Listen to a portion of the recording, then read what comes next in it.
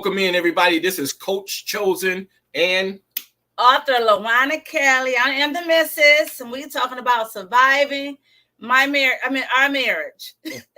Okay. Now here you go. You got the real Miss Kelly right here.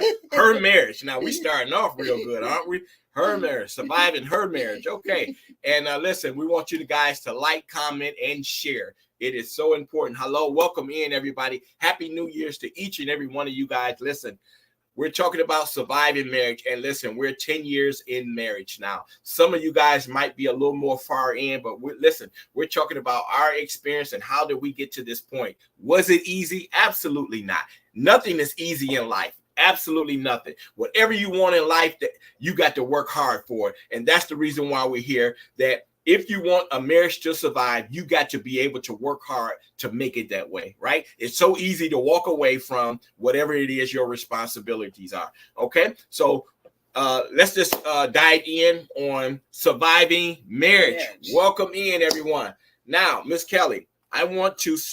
okay, she's still taking care of social media. Some social media thing. So yeah, so marriage, is it easy? For me, in my opinion, is marriage easy? Yes, it is for me. It's easy for me because here's the thing for me, right? And everybody is different. That's why I don't want people to think that my experience is your experience, right? Marriage to me is easy.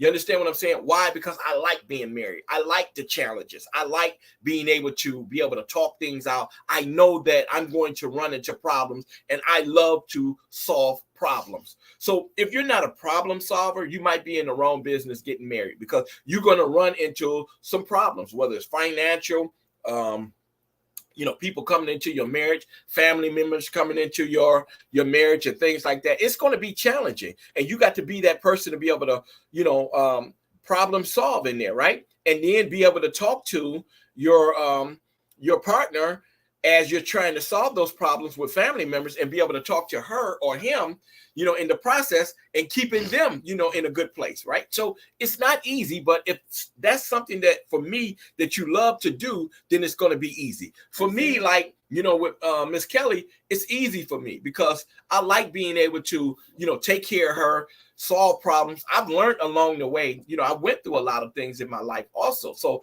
everything, it just didn't fall out of the how the you sky. doing, Mr. Cooks? It just didn't fall out of the sky that, I just learned how to be married. It takes time. It does. So anytime when you get married, you're going to make mistakes. Why? Because you didn't go to school to be married. Who went to school to be married? You go to marriage counseling, right? Mm-hmm. Marriage counseling. But who goes to school to be married? Anybody of hands? Show me hands. Who go to school to be married? Raise your hand. Who go to college to be married? Who go to school to be married? Who goes to community college to be married? Any hands? Do I see any hands? No, there's not any hands, because you don't go to school to be married. It's just a natural thing that if you love that person, right, and you love them and you commit yourself to them, like, no matter what you go through, I'm going to be there. This is a commitment, right?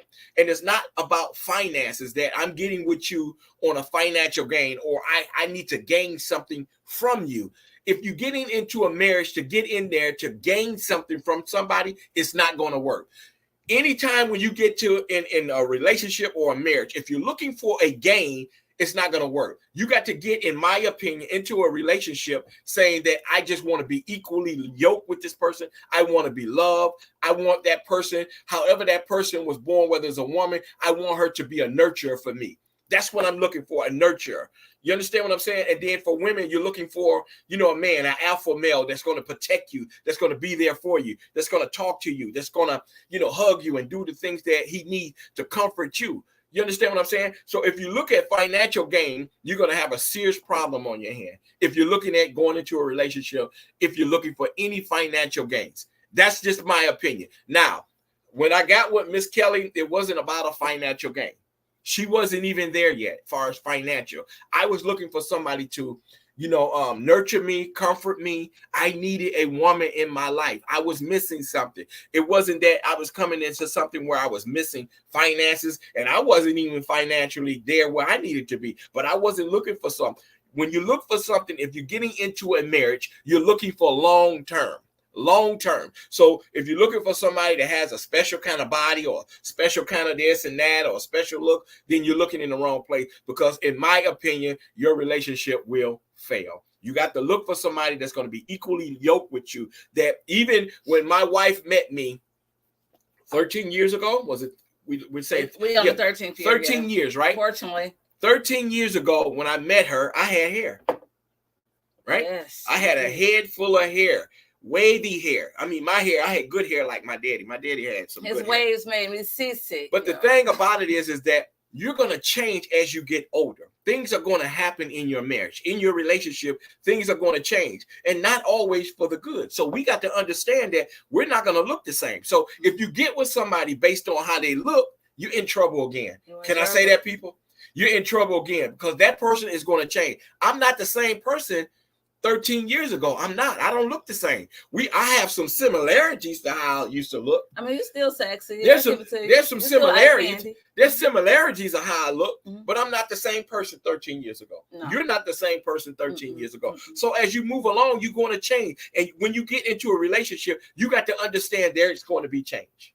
It's going to be change. Right? Because it's no longer about you anymore. It's about us. I had to learn that in the beginning of the marriage. That is not about us. It was my. This is my house. This is my car. This is my. I had to get that out of my head. And one thing I had to do is keep people out my business. I involved my family and friends and everything that happened with him, because when he first came into marriage, he had his old ways where, he was a ladies' man. And so, when you get with me, it's all about me. I'm the only woman, the only lady you gonna be with. You ain't about to be talking to no other chicks. So we had to go through some things. That first year of marriage was a trying time. I'm telling y'all, because we had to stick and stay. Situations even came up when we first got married. No, we got married in July. A young lady came up to us, so he had a baby. She just had a baby, and so I had to say, was I going to leave him or was I going to stay? I had to think. If I leave him, she going to end up with him. So I said, you know what? I put on my big girl pants and I said, you know what? What we're going to do is go get this baby tested to see if this your baby. And then if it's your baby, we're going to get the baby 6 months out of the year, and we're going to raise this baby, because I ain't got no money to pay no child support. So I got to take this baby and take care of this baby.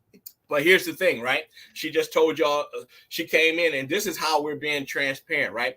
She said, when I came into the relationship, of course, I had baggage. We all have baggage when we enter into any type of relationship. You're going to carry baggage. If you go into a new job, you carrying baggages in there, okay? So when I came into the marriage, I had baggage, and she had baggage also. But when I came into the marriage, into the relationship, I had baggage. Of course, I had a lot of women that I was, friends, and they were saying that, it was a relationship, but it depends on how you feel. I didn't feel like that. They felt a different way. I was always honest in my relationship. He was very honest. Always honest with me. So I would tell each and every one of them, listen, I'm not your man. I'm not your man. I'm your friend. And they said the opposite. Yeah, I'm your man and all this kind of stuff. And it wasn't the case. So once I was ready to get into a marriage, that was the baggage right there, because I had a lot of women attached to me that wanted me to be more than what I was, right? So when I got with my wife, there was an incident where there was a young lady that wanted me to be pregnant by her. She should have her. Right. We were pregnant. Oh, they were pregnant. Yeah, we were pregnant together. When you're a union, it's our, we're pregnant. That's how they do it nowadays. We're pregnant. So she wanted to be, we were pregnant, and it wasn't the case because I knew that I hadn't been with her in that way. But she had told her that, we had sex and things like that, relations and whatever the case was. And now the relationship is fresh. Now here's the challenge, right? I'm being challenged early on in the relationship because, she don't have that much trust for me because the bond is not there. So when I told her, I said, listen, no, I haven't been with that woman that way. She wants more out of me than, what I'm saying. And she didn't really believe me because, we wasn't there yet. And I'm like, listen, that woman, there's no way I can be gotten that woman pregnant, it's got to be a Jesus baby. It's got to be a Jesus baby because I'm not the father. So, however, she went so far into this, and she wanted me that bad. She began to come by the house. She stalked the house. She was outside in the bushes. She was down the street. Sending me pictures. She had weapons of mass destruction. She brought, she started showing weapons. She wanted me that bad, and she went down to the court, said that I was the father, and with doing that, women are going to believe that, especially with my history, right? I had a lot of, but now it's what I'm saying is when a man is actually ready to settle down in a relationship, how do you able to move forward? Like, I am really ready. In spite of what I used to do, I'm not that no more, right? And then when a man is honest, how do you get past that? Women want the truth, but can you handle the truth? That's the part there, So I was truthful with you. And then she went to the friends of the court, and they summoned me to go to court, so I had to miss work and all this kind of stuff. I went down to the courts, and she didn't show up, so we rescheduled again. She didn't show up again. So I talked to the prosecutor, the judge, and all this, because they was ready to lock me up for no reason. They was ready to lock him. They was mad with him. They was ready to lock me up for no reason. And I'm telling them, like I said, you're going to lock me up this time, because if I come down here this time, it's going to be some trouble in this courtroom. I know y'all seen the video of that man jumping over the doggone thing at the judge. I was going to jump over at them and say, look, it is not my child, or we're going to be on Maury one way or another. So, however, I went down there the last time. She did show up. We did the DNA test. Of course, 99.9%. It wasn't my child. Chance of the father. And I knew that, but she had to be secure in that. Even with me telling her that it wasn't my child, I haven't been with her. Now, mind y'all, I was going to buy the baby diapers, wipes, formula. I was taking care of the baby because I was getting used to it. This is what I was about to have to do. Here's the thing, right? She was so adamant, like, yeah, well, you're going to take care of the baby. And I'm sitting back, why aren't you taking this baby stuff over here? And I ain't even been with this woman. And she taking formula, diapers, and all this different stuff and all this. And then she telling me, come on, you going with me. And I'm like, girl, I was just getting ready to be a mother. I'm like, listen, girl, you lucky. Again. You lucky I like you. You lucky I like you. And here we is driving, meeting up or whatever. And then here's the kicker. Can I tell y'all what the kicker is? When we go to meet this girl, right? And she happy to see me. She like somebody in the bullpen that shouldn't been there, right? So we pull up there, and she get out, and then she opened the door and got the baby. And here, this one right here. This one right here. Talking about, ooh, yeah, the baby got your hands. How a baby gonna have my hands? And big as my hands is, well, she talking about the baby hands look like mine. Out of all things, the hands. I ain't got 6 fingers. I got 5. The baby had 6 fingers. Well, the baby had 6. I got 5. I thought it was the cutest little thing. He put his finger in there. The baby held his little finger hand like this, and I was like, "Oh, he's so cute." So she got the baby reaching out, grabbing my hand. I'm like, okay, it's like when I'm watching Maury, the guy like, no, that's not my baby. Come on, y'all need to stop that. The baby, she's like, oh, the baby got your hands. That baby ain't mine. Stop it. So however, we went to court and things like that. And of course, the baby wasn't mine. So saying that to say is that coming into the relationship was challenging, right? Let alone getting married and surviving the marriage when everything else come. That wasn't even the tsunami at the time, right? That wasn't the tsunami that came. That was just the beginning. That's getting past like 1 and 2, right? So now we're going into the marriage, and we're learning each other, right? So now and I'm moving a little forward. We got engaged or what have you. No, we was married. No. What I'm doing is I'm going back, right? When I told you I went to her house, I'm talking about when I came up to her house and I knocked on the door like waiting to exhale. I did the waiting to exhale, and she wasn't in the balcony, but she was in the doorway. And I knocked on the door, and I say, listen, stuff getting ready to change around here. You sure did. I say stuff getting ready to change around here. So she like, what are you talking about? I went in there, I said, listen, tomorrow we're going to get married. We're going to get married, and this is how it's going down. So tomorrow, she didn't have any time to breathe. Tomorrow we're going to get married. Prepare yourself, and that's what we did. Well, actually, the next day I brushed him off like, this man was just making me another notch on his belt. So, and then it was like the following day, I went ahead and got my braids twisted up. I went and got my makeup done, and sure enough, he pulled up in a brand new truck. with a chauffeur, and we went to the courthouse, stood outside. I said I do, and then that's all I remember. I know that's all she remember, right? Okay, that's all she remember. So and we went and got married, and the first year was really trying. The first year of marriage was really trying, and when I was talking about that, it's based on all the baggage that you bring in the relationship. You have to be really strong in yourself and confident in yourself. I wasn't confident in her. I was confident in me. And that's where you have to be confident in yourself and able to be able to survive whatever it is that you're going through. And that's marriage, right? So the first year we're learning each other. And that's a big deal right there, right? Because we all have our ways and we're trying to get used to one another, right? And we're used to living different, right? And she had a thing where, she was Miss Independent. She didn't need a man, and I don't need a man and all this kind of stuff. But, I'll say it now, beg the difference. She'll tell you she need one now. Amen okay. to that. So, in the beginning, she was so Miss Independent that she didn't need one. So, when we got married, it was kind of challenging because she still had that same behavior, coming into the marriage, right? And what behavior you had? I came in as I supposed to come in. I came in as an alpha. You had a behavior though. Yeah. You still thought it was okay to talk to other women. Well, no, it wasn't okay. I thought that I had what I was doing. I was actually clearing out some Hold stuff. on, y'all. I'm listening to him. I'll be right back with y'all. Do tell. No, I was actually clearing things out. There was a lot of baggage I had. I had tons of baggage. I had a grocery store full of baggage. And I can admit that. And you knew that. I had so many women. I did. I retired more women than Social Security. I had tons of women, and it took time to be able to sort through that, get rid of all of them. Everybody got feelings and certain things, attached and things like that. And I had to make sure that was all taken care of. But my question is, when I was out there doing my own thing with somebody else, why you catch feelings? Why you was doing all that? Well, he caught feelings though. Called me after the guy took me shopping for my kids for Christmas, loading the car up with all this stuff. I get a phone call. And I answered it while I was in the truck with a whole nother guy. He said, "We need to talk." I said, "Okay, give me a minute. I'll be there." So I had to get rid of old dude, load my truck up with the stuff because I was in his truck with him, his car with him. I had to hurry up and get home to him to hear what he got to say.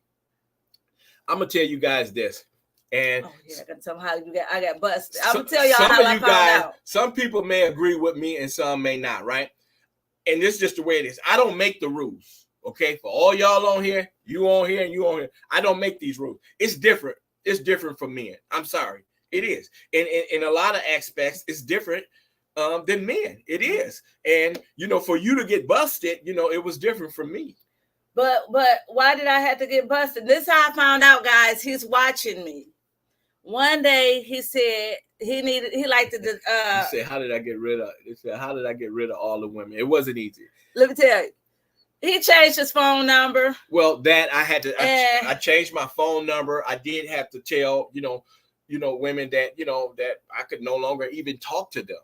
I cannot communicate with you, at all. And that's the commitment that I had, and I was just shutting them down and they was asking why and all this kind of stuff. And, I'm married and I had to just, start breaking it. And then some of it broke bad. Some of it broke bad because, people develop feelings. And that's the reason why, it's so important not if you're looking to get into a relationship or you're engaged to, however, you shouldn't have anybody lingering around because it's so important. People build, feelings up and it's hard to, break those feelings down when you letting people go. So it wasn't easy on their part. So that's the reason why a lot of them lingered along.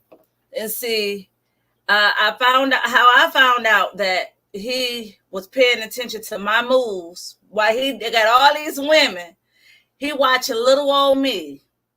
See, little old me fried that chicken when he wanted it. Little old me wasn't yapping in his ears when it was my turn. It was my time. Hey, I knew how to, because he's. I'm listening. I'm listening too. He said, he doing his thing. He was my Monday through Thursday because I had to get my kids to school. And then I had a weekend dude, right? So how I found out that he was paying attention and watching me. Tell me more. He see, this when you vulnerable and friends, guys. This only when you friends with your husband, you can laugh about things that you done in the past because we both laughing at it. We both talk about it. So he told me he needed something for his hair. What was it? The do-rag or something? Yeah. So he took it. So it was raining. So he said, hold on. He got out the car, ran around in the rain in the car, opened up an umbrella, opened the car door, and my mouth said, because this is what the other guy used to do. And so and so that's how I knew he was watching. He's like, yeah, I saw you at Macy's. I saw you out to eat. You was sipping. You was having a little fun. I saw you walking in the rain, holding hands, never be the same. Silly rabbit tricks is for kids. So that's how I found out he was watching me. But he had all these women. Why pay attention to me? Because he thought I was frying somebody some of that good chicken? Or what? What was it? Well, I just know that when somebody get attached, when they're seeing people and they're not committed, right? When they're seeing people and they're not committed, right? And sometimes people get attached because that's where there was a lot of people attached to me, and I became attached to you, and that's the reason why I took on surveillance. Yeah, I had surveillance on you, and so to watch your move. So when I seen old boy, get out, open the door, and open up your door and all this kind of stuff, and opening up your car door, and I'm like, what is this little chump doing this for? A little chump opening up your door. I mean, for real. So I never open a door. I'm not gonna do that wasn't me. So, but when I seen him do it, to let her know that I saw her when she got in mine, I opened up the door for her and let her in and all that stuff. And then I closed the door and I said, yeah, I saw you. I saw you in that chump. I seen him opening the door. That's why I opened up your door. Silly rabbit. Tricks is for kids, So anyway, like I said, we can laugh about a lot of things, right? We can, in the marriage, and we can look back on it. One of the things I've learned that whatever it is that you go through in your marriage and early on, you can never go back to it. So all of the failures and things I did in the beginning of the marriage, we don't go back to that. So if I run into a new problem, that old problem is not attached to me. Whatever it is that she runs into, if she runs into a problem, her old problem and situation is not attached to the ones that she done came out of, that I done forgive her for, and she done forgave me. That's one of the things we have rules that, we're not going to go back, to where what we fix, right? So we're never going to go back to, the things that we fixed in there, because you can never move forward in your marriage, right? So that part done healed. So why would we go back and pick at that wound? And now you done created a big sore. So those sores now won't heal. So we've learned that, not going back, we can laugh at a lot of situations, and especially when you know that you really love this person and you want to fight for them and you want them to be there with you, right? And you would do anything to keep them, right? So that's, what we did and how we persevere and how we're surviving, right? And just saying that, and we were talking about, if a person cheat in their marriage, and I asked her, I said, if a person cheat in their marriage, could the marriage survive? Would that marriage be able to survive? I want to answer this question and I want to address it. Mm-hmm. Someone says he cheats. Also, why didn't you just stay single? That's my question for 2024. My thing is that when we went into a friendship with benefits before we were married, he was a single man. He could do whatever he wanted to do. I was a single woman and I did whatever I wanted to do.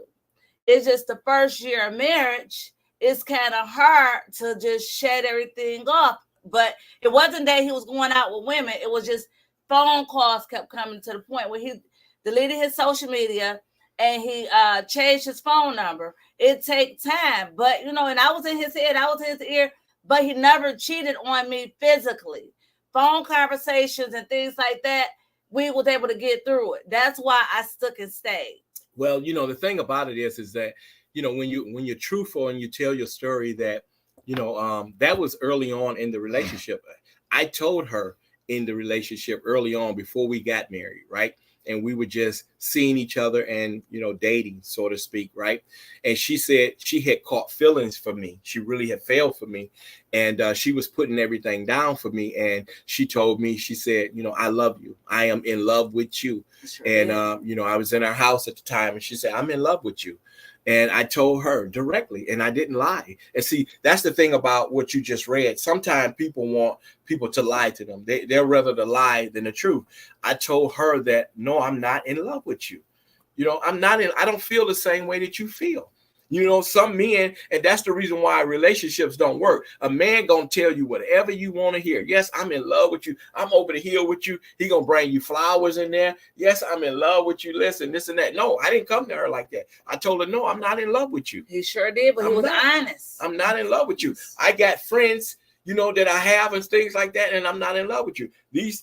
Just because you're in love with me, don't make me in love with you. Everybody has a time that when they fall in love, you don't fall in love at the same time. If anybody have any questions, like we just got this when the young lady said, thank you for that information. I had to clear that up. If you have any more questions, please, you can comment and I will read them and we will answer them. Happy New Year's. Happy New Year's. As much as we could, Happy New Year's. So yeah, it's best to be honest. And if you guys are ready to get married, or if you've already been married, and some of you guys are married, and this is like my perspective on, just being married and surviving in my marriage. I am honest in my marriage. I am, and I'm a man first. That's it. I'm a man first. And, I told my wife, early on, like when we're out, not just to be gawking, right? I don't gawk, but if I see a woman, I'm going to look. It's a natural instinct that I have. I tried to stop it and I couldn't. I couldn't stop it. If you see a woman and you like this, you have to have a brace on your neck just to keep forward or whatever. And then you probably end up turning your whole body to look. It's a natural instinct for a man. That's how I'm built, but far as me just following and doing, no. But if you see, I see a woman, I look, and then that's that. And some women do not like a man to do that. And I'm telling you, it's a natural thing. And if he ain't doing that, something wrong with him. I'm telling you, if a man don't follow a woman when he see one, and I'm not talking about gawking like this, and I told her early on, he don't drool, he look, and I look with him. And she could have made the decision early on. And that's what I'm saying, being honest. You have to be honest. Right? I had a 80-year-old man and a woman, a husband and wife, told me this, honey, if you love that man, and if he look at another woman, look at it with him and see what you could do different. If you see that he looking at her hairdo, fix your hair. If it's something she got on, you go bad and do it better. It's not, see, what we can't do in this time is be jealous of our mates and be in their ear. You got to be that man's peace.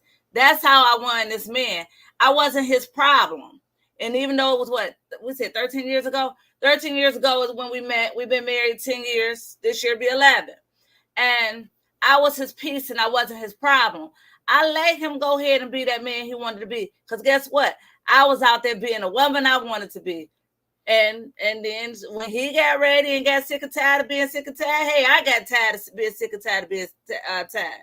We had children. We ain't want no more children. You know what I'm saying? So you got to be able to trust, communicate, and work together. Be a man or a woman's friend first. That's why we can sit up here and talk about some stuff on here and get off of here. And hey, baby, what you cooking for dinner tonight? You know what I'm saying? Or, baby, what you want to drink? Something like that. So it's all about working together and coming together as one. It got to be a team us, not a team you, not a team me.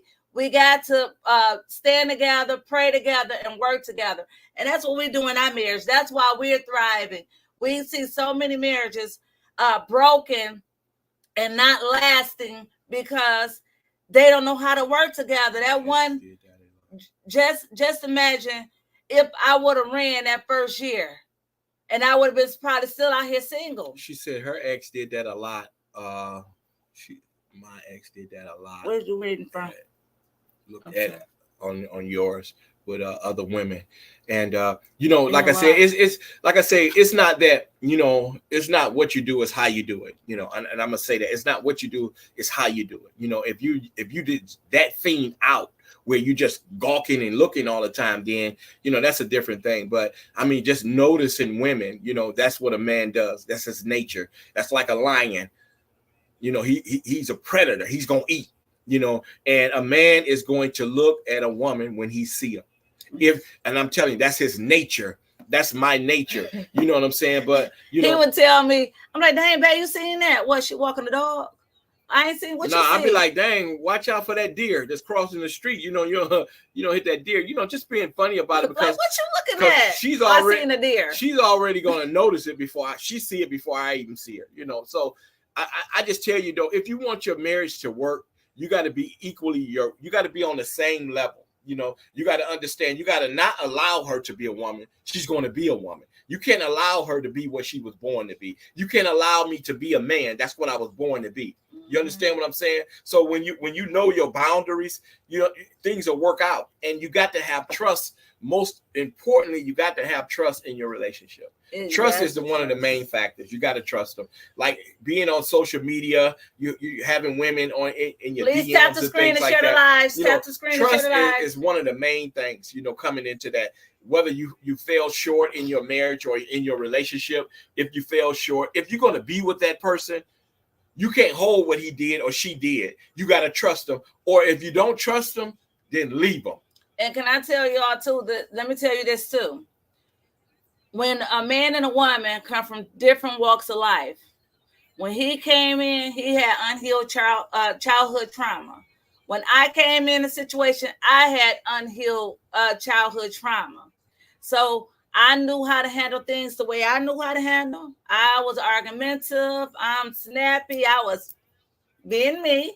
And he was the type of person was, are you done? Am I done? Yeah, I'm done. Just to go ahead and hear what he got to say. And I could cut him off and start. But, we all have all different kinds of walks of life. So we got to let people, I think it's this one. I'm sorry, we hearing feedback from my other.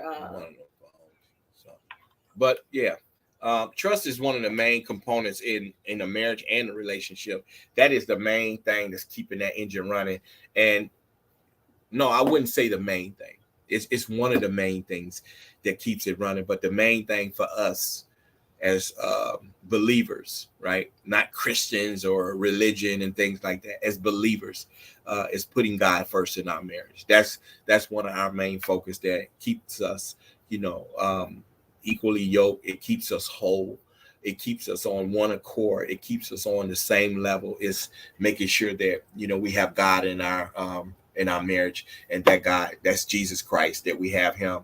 And I look to Him on everything that I need, and even when, I fall short, I go to the Father and I ask Him, for whatever it is, shortcomings that I have, and then when something is going on in the household, as me being the leader of the house, I have to make sure that it's together. And I look to the hills, where my help come from. And, that's the reason why, my wife trusts me so much, is because I don't go to family and things like that. I go to the Father when I need help. I go to my knees when I need help. And I make sure things happen. And, through prayer, all things can happen. And another thing, too, is that when you allow your friends and family to be in your marriage, in your relationships, I promise you guys, my situation was messy. But when I learned how to keep my mouth shut, and deal with what we got going on in the house, and me and him together fight what's going on outside the house, that's when my marriage started to thrive. That's when my marriage started to survival. One thing a man should never do, a husband should never do, is let a woman go to bed mad at night. Because, baby, he tried it, and he didn't like it.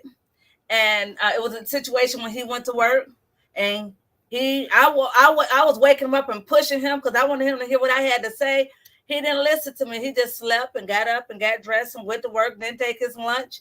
So he blowing up my phone when he get to work. I ain't answering it. So he told his boss, he's like, man, I'm calling my wife's phone and she won't answer. His boss said what? Man, you got to call her. Don't go to bed mad, huh? No, he said, did y'all get into it last night? He said, yeah. She went to bed mad. He said, man, I've been married for 42 years. Don't you ever let your wife go to bed mad again. And to let him come home to fix it. Yeah, he went back to work. Yeah, he sent me home. this is where, I was real, I'm real cool with my boss, and we got a great relationship, and that's the only way I can come. If I'm a part of something, I want to have a great relationship with it. And me and my my boss, we had a great relationship.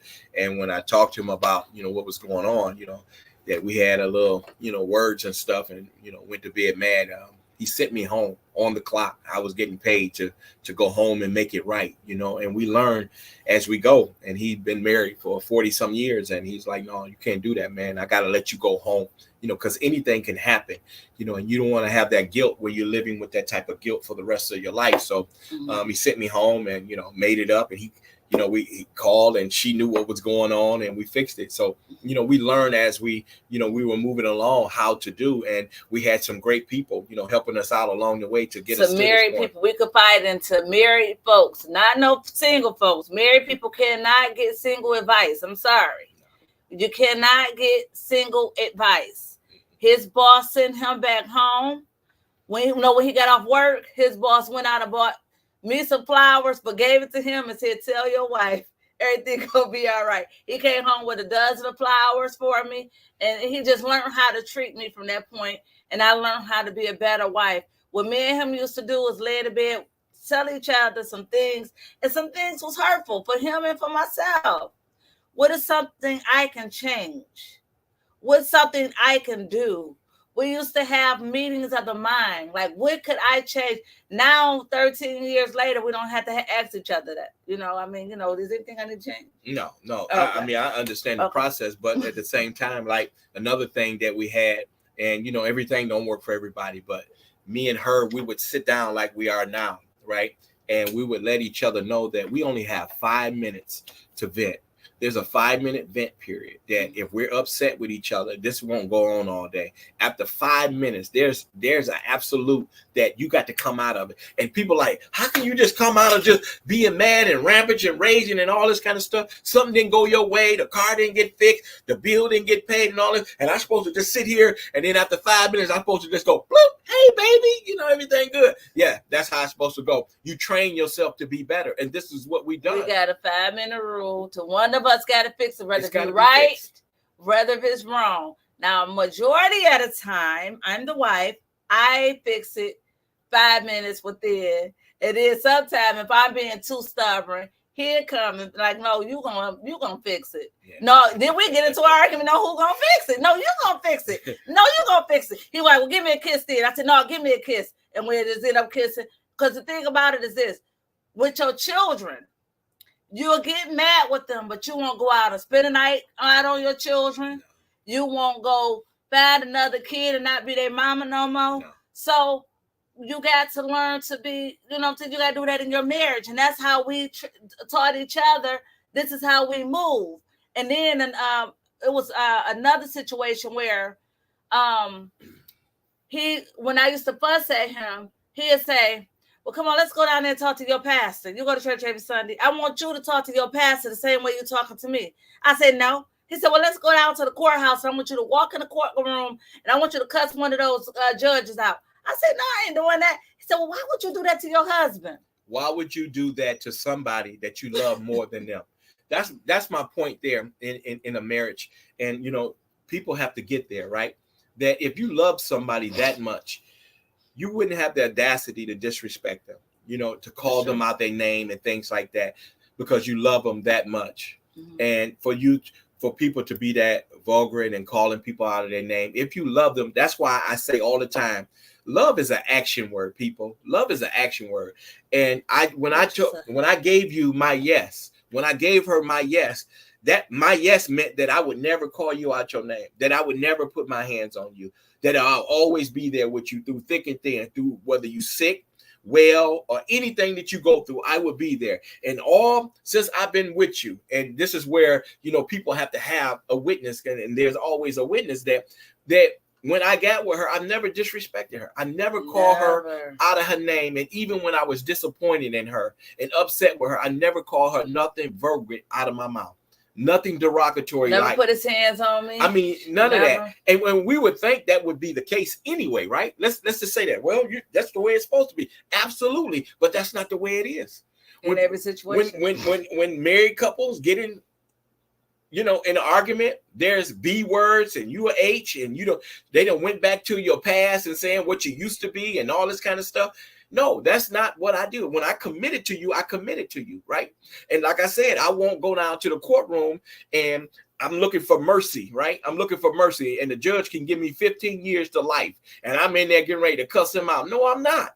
I'm not going to do nothing. I'm going to be at the mercy, right? So when you're in a relationship or a marriage or whatever, I'm at her mercy. I don't want to upset you. I don't want to disappoint you. I want to be better. There's no winners in it when we're cussing each other out, when couples are fighting and things like that. There's no way that you can win. There's no winner. That's the reason why a lot of relationships fail, right? Yes, sir. And can we talk about the vows to sickness and health?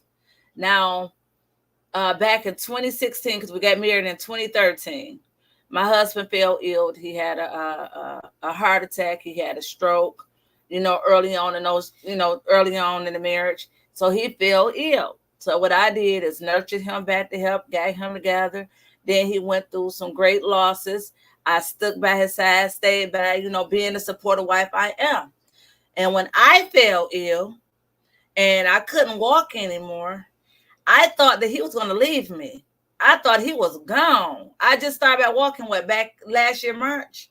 Yeah. No, probably I started walking good in April, a little bit before my birthday. Yeah. And so I fell ill January. I couldn't even walk no more. January the 16th of last year, I couldn't even walk no more. And this man lifted me out the tub. He lifted me up to put me in the tub. He carried me upstairs to put me in the bed. He carried me to the bathroom to use the bathroom. He carried his wife. He stayed in the hospital with me for 9 days. Never left my side. Well, he went home to freshen up and get some change of clothes and came right back, but never left my side. But can you do that in your marriage or in your relationships? Can you do that? Can you love your mate in sickness and health, richer or poor? Could you take your vows serious? Amen. And listen, guys, here's what I want to tell you, right? She just said something. She said that when she fell ill, right? She woke up one morning and couldn't walk. She couldn't get out of bed. She couldn't even feel. She was paralyzed at the bottom where she couldn't feel her legs, and it was devastating to me. And I couldn't imagine how she felt. Some people say I can imagine how you feel. No, I can't imagine what you went through. I was just there for you, but even at the time when she found out that she couldn't walk, right? She felt like she couldn't be the woman for me because she couldn't walk. Y'all there? I know people may be falling off, but she felt like that she couldn't be the woman for me because she no longer can walk. And she started doubting the marriage that I would be there for her. And she asked me, she said, "Are you going to leave me now because I can't walk no more?" And can I tell you something? That hurt me more than anything. That was a blow to me because I know who I am, that I would be there for you to the end of time, to death do us part, that I'm going to be there if I have to carry you to the ends of the earth. That's something that I committed to. Mm-hmm. But one of the things, everybody is not committed to that. Whatever it is that you go through, I'm going to be there for you, whether you can walk, crawl, or anything. If I got to pick you up and carry you all the way on the other side of the world, that's what I'm going to do. And I'm going to die trying. That's when you know you got somebody that love you. Like I say, it's not about finances or what you can give, right? It's what's inside of you. And when you figure out what you got inside of you, and then you figure out what you got, somebody else got inside of you, and you let that connect. And that's when it connects. No matter what you go through, you would be able to get through it. No matter how you look, like you said when we were talking about it, right? You couldn't use your legs no more. Your bottom half couldn't even move no more. That wasn't a factor to me. It wasn't even a thought that, I'm about to go get Helen or Felicia and all this kind of stuff. No, I'm with you no matter what. And that hurt me. And I told her that. I said, that's the first time you really ever hurt me is when you said that would I leave you now that when you can't walk? That hurt me so bad. I had to actually talk to somebody about that because I was really hurt from that, how you felt like that. And I don't want you to ever feel like that I would, leave you in spite of that you can't walk or you lose something or lose finances. Like I said, it's death do us part. And this is what you call surviving marriage. No matter what you go through, I'm going to be here. You see what I'm saying, people? And, yes, and you have to commit yourself, right? Yes, sir. Yes, sir. And there's a lot of people can't do that. They can't, they ready to fight, or is either fight or flight. Fight or flight. I wasn't even in the hospital worried about my health at that point. I was worried about, is this man still going to love me? Do this man still want to, is he going to still want me? And, the devil will play. An idle mind is a devil's playground. So instead of me trying to get my healing, and I'm like, you know what? I got to fight. I got to fight to get to where I need to be. So I got up and said, a few days later, said, babe, I'm about to walk. He said, what you going to do, walk to the door? I said, I'm about to get up and walk. So I got up and walked to the door. I said, nope, I'm about to walk up and down this hall because I had enough strength to move. My leg was still heavy and my foot was still bent. But I walked up. I said, I'm about to walk up and down this hall until I go home. And I think, 4 days later, we end up going home. Yeah. I said, I'm going to keep walking till I'm up out of here. Yeah. And it's important, though, like, and some of you guys may get that feeling like when you go down. And one of the most thing that, I didn't actually experience this, but, I had somebody experience this problem, right? Mm-hmm. Somebody experienced this in their marriage. That they lost their financial, and we're talking about a man. When a man loses his finances in a marriage, and that's like almost like you when you couldn't walk, right? And you're thinking that I would probably leave you because you no longer can walk, right? So in a marriage, when a man loses his financial, he's thinking that the wife is probably going to leave him because of he don't have that same financial, right? Mm-hmm. So she's probably going to find another man to take care of her, and that was the case. That was the case in a marriage where, he lost his finances, he lost his job and things like that, and things wasn't going right. And she ended up finding another man that had a job and, was able to take care of her and got rid of him.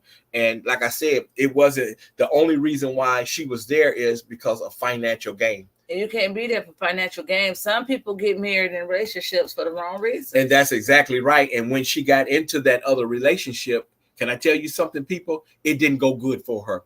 It was a very violent relationship. The man put his hands on her. It was violent. It was all kind of stuff. She caught, diseases from this man and all kind of stuff. She thought the grass would be greener on the other side, but it wasn't. Just because somebody got money don't mean that you marry him and you get into that. You'll walk in hell and don't even know it with no shoes on. Walk in hell with no shoes on and not even know. Right. And just because somebody got a couple of dollars. Money is not everything. Money is for something that, you need to survive with, but money doesn't buy you happiness. It doesn't. That's it. It doesn't. Tap the screen and share the lives, please. Today's topic is surviving marriage. We are being vulnerable about our marriage. We're 11 years into being married. And what we're doing today is helping people survive marriage because So trying to survive marriage is hard. That first year, that second year, that third year, but thank God for that fourth and fifth, and thank God for the 10th and many more. Yeah, and like I said, the first year was, trying it because of you learning each other. And, with us, we were trying to learn each other. And then we had a lot of, baggage that we had, not just relationships, but life problems, right? That's it. So when you get into a marriage and you come into the marriage, not only the baggage where the relationships that you're bringing in there, the old relationship, but you have a lot of life problems that you're bringing also. Mm-hmm. Financial debts and things like that you're bringing in the relationship. Even though you guys have talked about it, but you'll be like, dang, I didn't know it was that bad. Mm-hmm. I didn't know you was that deep in debt. We didn't even go that far. Looking down, you're really in some financial debt, and one person may have to pull a heavy load to get you guys out. But I tell you this, the greatest thing for me is building together. That we was able to build together and to get to a place where we at together, where it's not just about you, it's not just about me. We're building together. It's not like I came into married into a bunch of money and all this kind of stuff. I never want to go into a relationship like that. I want to work hard for what I have, and not just, the money, but the relationship and things like that. I want the relationship to be able to matter more than the money. And I think, in my opinion, most relationships, the money matters more than the relationship. That's the reason why a lot of relationships fail. We would say this, right? That relationships probably fail because men are liars and things like that. Yeah, men do lie, men do cheat, and women does too. It goes both ways. But You have to find somebody that really love you for you. Stop looking for that perfect person. Stop looking for the finest person, that you could show off. And then after so long, it just wears off. And then you fell in love with somebody that don't love you just based on how they look. And that goes both ways. You have to find somebody that really love you for who you are, not for what you look like or what you can do. Somebody that love you for what's inside of you, that caring person that's inside of you, that compassionate person that's going to be there to help nurture you. You in the hospital. I've seen relationships where one or the other got sick, like we were talking about, and they would never go to the hospittal. Never go to the hospital. Or they would just be like, oh, so he in the hospital, or she in the hospital, or whatever, not really caring about their well-being. They're just there, for the financial gain. And we have to make sure that my cousin's own wife wouldn't even go sign the paperwork for him, my cousin, to have a feeding tube put in his body to eat. Huh? That's hitting over there. Yeah. Thank y'all for the likes and tapping on the screens. I thank y'all for all the love. My husband pointing out stuff to me. And she didn't even want to say the man life, but he ended up being unalived and things like that. But we go into situations for... Go ahead, talk. I'm telling you, I see it. Somebody want to ask a question. Oh my goodness, I can't even see the question. Why you do block? Wow, my page. I don't know. These folks coming. I'll go over there and get them. I got a pay right here. On that one? That's my phone. Yeah, but you can't do it from there. You got to do it from your phone. Oh, okay. You see what I'm saying? Oh, that's right. That's right. Thank you all for the tapping of the screen. Thank you for the gifts, sweetheart. Block. Yeah, so marriage, it could be fun. It don't have to be challenging. It doesn't have to be that way. It's all about what you make it, the commitment that you put into what you want out of it. If you want a good, healthy relationship, you have to be honest. Sometimes honesty do hurt, but you got to have honesty in there. And I just, I've always been an honest person. Like I said, coming into the relationship, I was always honest, letting her know that even in the beginning, when she said that, she was in love with me, and I told her, I'm not in love with you. I'm just not, and two people don't feel the same way at the same time, and that's a sign right there. If somebody tell you, you tell a person, hey, I'm in love with you. And then they tell you back, I'm in love with you too. Now, how simultaneously y'all in love with each other at the same time? Now, that's really rare. You fall in love at different times, and you feel differently at different times. And one of the things that, I ask people, how do you know that you're in love? How do you know that you're in love with somebody? Let's see some comments. How do y'all know? How do you know that you're in love with somebody? How do you know? Is it feelings? How do you know? I mean, what makes you think that you're in love with someone? What makes you think that you're actually in love with somebody? I'm in love with you. Why would you say that you're in love with me? What made you say that you're in love with that person, right? And that's the thing right there that we have to, get down and find out. And if you guys don't know, I'm going to give you my perspective on that. I'll tell you this. When she told me that she was in love with me and I told her that I wasn't in love with her, it took time. And that's what I was talking about earlier. And I'm not going to get into that, where it takes time to, earn up to a title, people. It takes time for somebody to be your sister and your brother. Okay. It takes time. It's not an overnight thing. Right. So it took time. When she was in love with me, I wasn't in love with her. And I told her that. But as time went on. Someone said when you could put their needs before yours, and it's in your heart. Yeah. That's not a wrong answer neither. That's not a wrong answer. No, it's not a wrong answer neither. That's actually a good answer too. But, in my response to that is that when I found out that I was in love, it was consistency for me. She was so consistent. That's what made me fall in love with you, is consistency. Mm-hmm. Every time it was redundant, you would do these things over and over again, because like I said, a wolf can stay in sheep clothing for so long, and people will put on for you, until eventually they're going to get tired, and you're going to find out that's not who they are. You understand what I'm saying, people?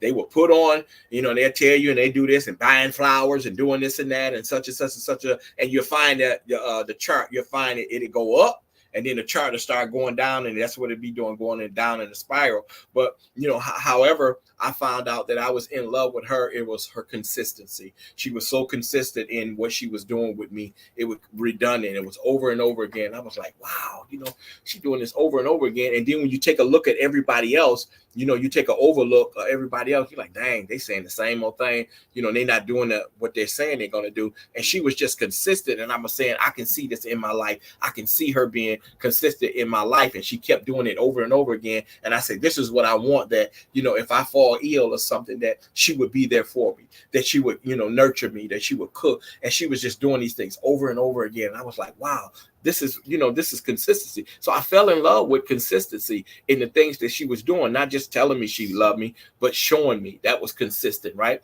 And feeding me consistently, doing all the things to nurture me, just being consistent. And that's how I knew that I was in love, because I fell in love with her consistency. I have a young lady, she said, my last relationship was like that. I had to write a book called 50 Shades of Rings. Wow. Yeah. That's deep. Yeah. 50 Shades of Rings. Yeah. Rings. Yeah, that's deep. And like I said, a lot of people are getting in relationships, and we're in a new year now. And there's going to be some marriages in this year that we're coming in, right? There's going to be some marriages coming in this year. There's people that has plans to be married in this year. And we want to make sure that, your marriage matters, what you're going through. Someone says, dating out the ordinary. He has the best attitude and just amazing. Now I'm in love. Aww. Yeah, that's good. But one of the things that even when you're going into your relationship, and I'm not the expert, I'm the expert in what I do. Okay. But the thing about it is, like I said, people will tell you anything. The beginning of the relationship. Be careful, red flags. The beginning of the relationship is like an interview. They come in on their best behavior, people. They come in their best attire, their best behavior. And like I said, as she was consistent, that's what made me fall in love with her, because she never had to be able to take off the wool. It was that's who she was. She was the actual sheep. She wasn't the wolf. So she didn't have to remove that sheep clothing. That's who she was. And people would tell you anything. So you want to make sure that you're taking time with that person. And when you get into a relationship, you got to understand that there's going to be baggage. Nobody is coming in a relationship clean, with clean hands. They're coming in with clean hands. They're coming with baggage. And that's the thing about when you're getting into a relationship. She said red flags. Red flags. Yeah. That's right. Red flag. You have to sit down with a person, right? You have to sit down with them. As we sit down plenty of days and talk and things like that. You have to sit down and you talk to your partner. It's not always just good and you're partying or whatever. You sit down, you have some serious conversations, right? And as you're talking to that person, you're going to start to see what you say, red flags, right? Things going to start breaking down and things like that. That wasn't his real name. He gave you his dancer name, and you never knew his real name. Welcome in. Welcome in, everyone. So you never knew his real name, and you've been with him for that long, but you never even knew his real name. You didn't even know his mama, or you didn't even know her mama, and you're in a serious relationship. You got to sit down and talk to your partner and get an understanding with them. And marriage is not just fun. Can I clear something up real quick? Mm-hmm. He said, talk to your partner, not talk at your partner. Mm-hmm. Y'all are two adults. Don't talk at your partner. You got to talk to them. Don't be controlling. Talk to them and have an adult conversation. That's what he's saying. Go ahead. That's right. Yeah, that's right. And it's not about, one person having more power than the other. Where's that at? Where's that at, where one person has more power than the other? We don't operate in that capacity. I don't have more power than her, and she have more power than me. When I say we're equally yoked, we are. There's some decisions that I have to make, and there's some that she have to make, and there's some that we have to make together. And even some of the ones that I have to make by myself, sometimes she helped me with those. So it's not about just one person. When you get into a union, that's what it is. It's a union. It means you and that person, right? Now, sometimes you got to, if your partner don't agree with the decision, because some of us women know some things that work. I done made plenty of moves that he said no on. And when it turned out in our favor, He gave me high fives like, babe, I'm glad you did that. Yeah. Sometimes we got to make certain moves that's going to make it better for us. Absolutely. And one of the things I do want to point out too, there's no good reason. Everybody have their ears open.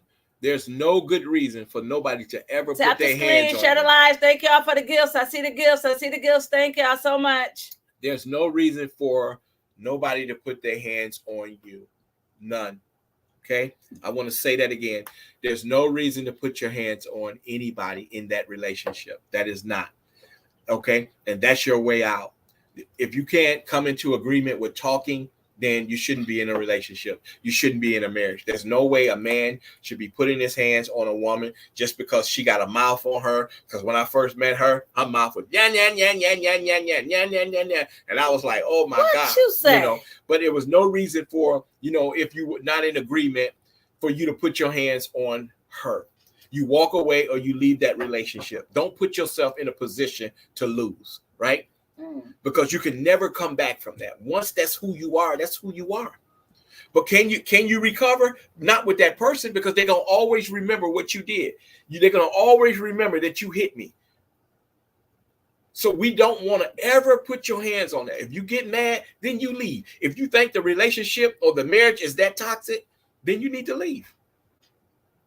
That's it. You need to leave. It's so important because there's too much domestic that's going on in marriages and relationships. And, sometimes, people are learning to accept it, and it's not okay.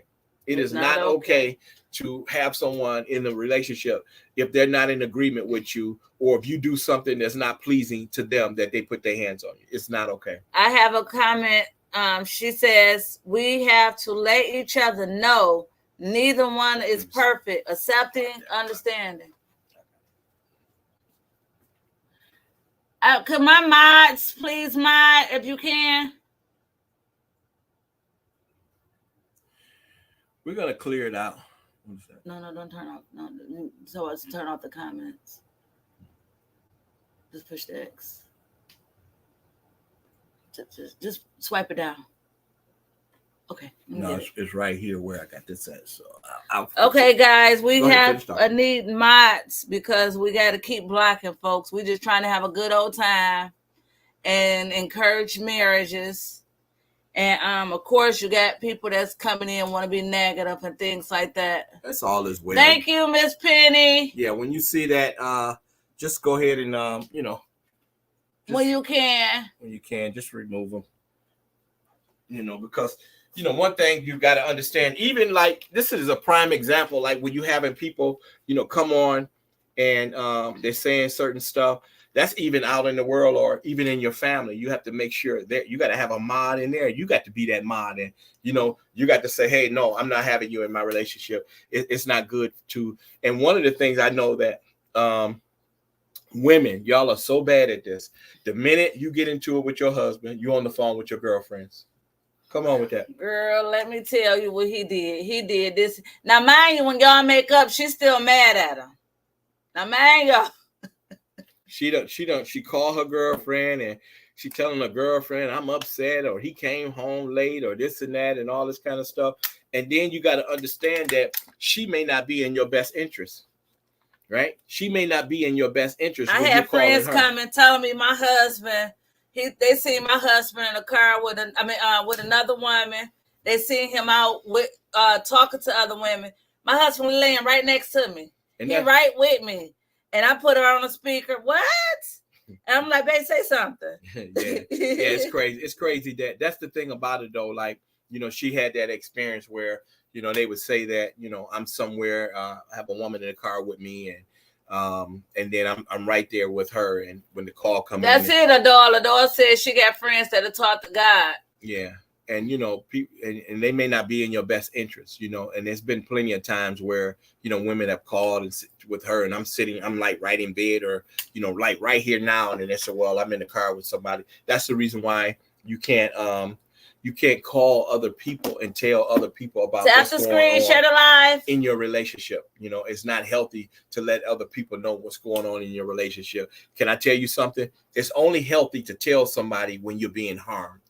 That's okay? it. That's If it. somebody is harming you in the relationship, that's when you tell somebody. That's when you tell your girlfriend. That's when you tell your family member.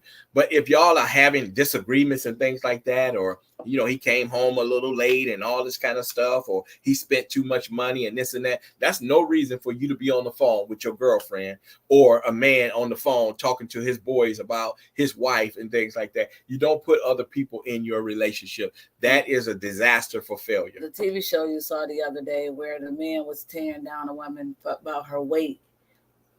Oh yeah. That was crazy. Where his wife had gained weight and he didn't want to take his wife outside because she didn't look like she used to. Wisco lady says it's a union, not using a union for a reason, not a festival. Amen to that. That's right. That's right. It's so important. So if you getting into something, you want to commit yourself, but before you really commit yourself, you got to make sure what you're committing yourself to. You got to make sure what you're committing yourself to. And I know it's the start of the relationship, right? You're in the start of the relationship. So, it should be easy for you to walk away if things are not right for you, right? It should be easy because it takes time. And like you said, look for the red flags. Once you're noticing the red flags when you're asking the person questions and things like that, or they're never answering the phone. We seen that where somebody had talked to us about that, right? Somebody would never answer their phone. They were always, could never answer their phone at night and things like that. And she was really hurt by it and things like that. And, there was somebody else in his life. That's the reason why he wasn't never available. Watch for the red flags. Somebody telling you they love you, but they're never available. They're never available. When you calling a man, he ain't never answering his phone. Find somebody else to do that. So and I know people want to be in love. They do. They want to be in love. They want a significant other. But one thing they can't do is if they having daddy issues, find a daddy and a man. It don't work that way. Some men be having mommy issues and want a mommy in a relationship. It don't work that way. We got to try to work together and love each other as two mature adults. Somebody always got to be the adult in the relationship. The kids telling y'all mommy and daddy stop. No, that means that the kid is being an adult. Yeah. So it's important though. Like you said, some men are looking for mommies. They're looking for mommies to be married to and to be baby, and that's not going to work because he's just looking to be taken care of. And some women get with men. Like I say, based on how they look, and they be mommy men, and then they turn around and say, you're a mama's baby, you're a mommy's baby, but you married that mommy's baby. He showed you all the signs of being a mama's baby, but you took him on, and then now you saying that he's a mommy's baby. I couldn't even read that. My comments going so fast. This is very informational. I say pray to God, direction and guidance, God to be glory. Amen. Thank you. Marriages do matter. Relationships do matter. We always need a positive couple pointing to us. Yes. And it's always good to, have a good perspective on, what you're getting into and where you're going, especially getting married, because you create a lot in there, and there's a lot of finances, and there's a lot of caring and things like that. And it's just not like being in a regular relationship. There's a lot of responsibilities, and like I said, when I wasn't married to her, I wasn't responsible for her. You see what I'm saying? But once you get married, you're responsible for whatever that goes on, and you want to be there. You want to hold up your end of the bargain. Why? Because you love them, right? You committed to that. You committed to that, and you don't want to bail out because things get too hard for you. Life is gonna life you regardless, and you got to be able to stand there and take those hits. And that's what especially a woman wants, a strong man. When things get tough, you got to be able to stand the test of time, and it's not just about money. It takes a strong woman to build a house, and it takes a weak-minded woman to tear down a house. So my thing is that in my marriage, I had my great-grandparents was married for 75 years before they was on the live. And I watched what I could see from that point and watched some other positive marriages. And I said, I want to be that type of wife. And, You know, some of us, everybody's not meant to be married, not meant to be wives, not meant to be husbands. But that's why you can't force a relationship. That's like forcing food down somebody's throat. Like every woman is not meant to be a mother. Not every father meant to be a father. But when you get in a union and when you come together, it takes work, consistency, commitments, discipline. We can't just do what we want to do no more. Ladies, stop hanging out with your girlfriends and not paying your man no attention, because that's why they're running somewhere else. Yeah, that part too. Yeah. You know, and so we got to learn to, you know, and then every man don't deserve our goods, ladies and men. You know, we got to learn to keep ourselves. For a man can have a kept woman and a woman can have a kept man. She said a kept woman, huh? A kept woman. Oh, Lord have mercy. A kept woman. A kept. All right. A kept woman. Yeah, Proverbs. Okay, what number is that? Proverbs something? Where them kept women at? Okay. Where the kept women at?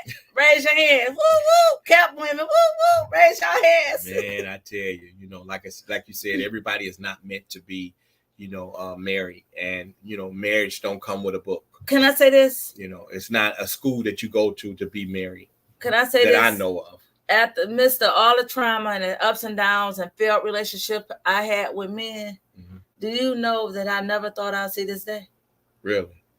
All the failed relationships and my little lustful self. Oh, I'm in love with you. I'm in love with you.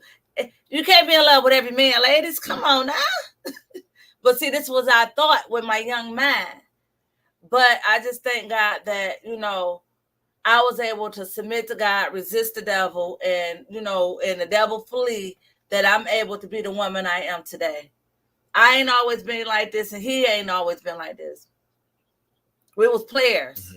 She said it, Joe. Yeah, that's right. You know, you definitely have to be, you know, if you're not ready for marriage, don't get married. Don't have nobody force you into it, because, you know, you have to be ready for what you're getting into, you know, and it's not like a bad thing, you know, especially when, you know, people say, oh, you getting married tomorrow, boy, your life is over. And I can say this.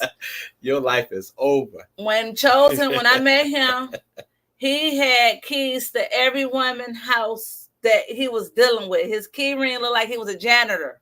Okay? Like a janitor. And men can change, ladies. They can, but you got to make sure you're doing what you're supposed to do. See, what I did when he was dealing with all those women, I did what I supposed to do. And that's what he fell in love with. I was his peace and not his problem. And guys, that's what we got to learn how to be. I'm speaking to the women, because this is what these men out here need. We move different, ladies. God deal with us differently, because we close to God. We give birth to humans, ladies. So I'm speaking to the ladies. You just got to know your worth, know your part, know your place as a woman. Not place in a bad way. Don't take that bad, because my thing is this: you not no yes man in no marriage and no relationship. Because I know I'm not. I tell him that. I ain't no yes woman. I ain't no woman that's just going everything you say. Oh yes, honey. Oh yes, honey. Oh, whatever you want, honey. No, I don't do that. Yeah. I ain't telling you to do that. He don't want that. No man want no weak-minded woman. That's right. That's right. And I asked you earlier, like, you know, in a marriage, and this is for everybody that's listening, if you want to comment on this, do you think a marriage can survive with somebody cheating? When somebody cheat in the marriage? I'm gonna let y'all answer that, because I know the answer. Do you think a marriage can survive with someone cheated in the marriage? Can it survive?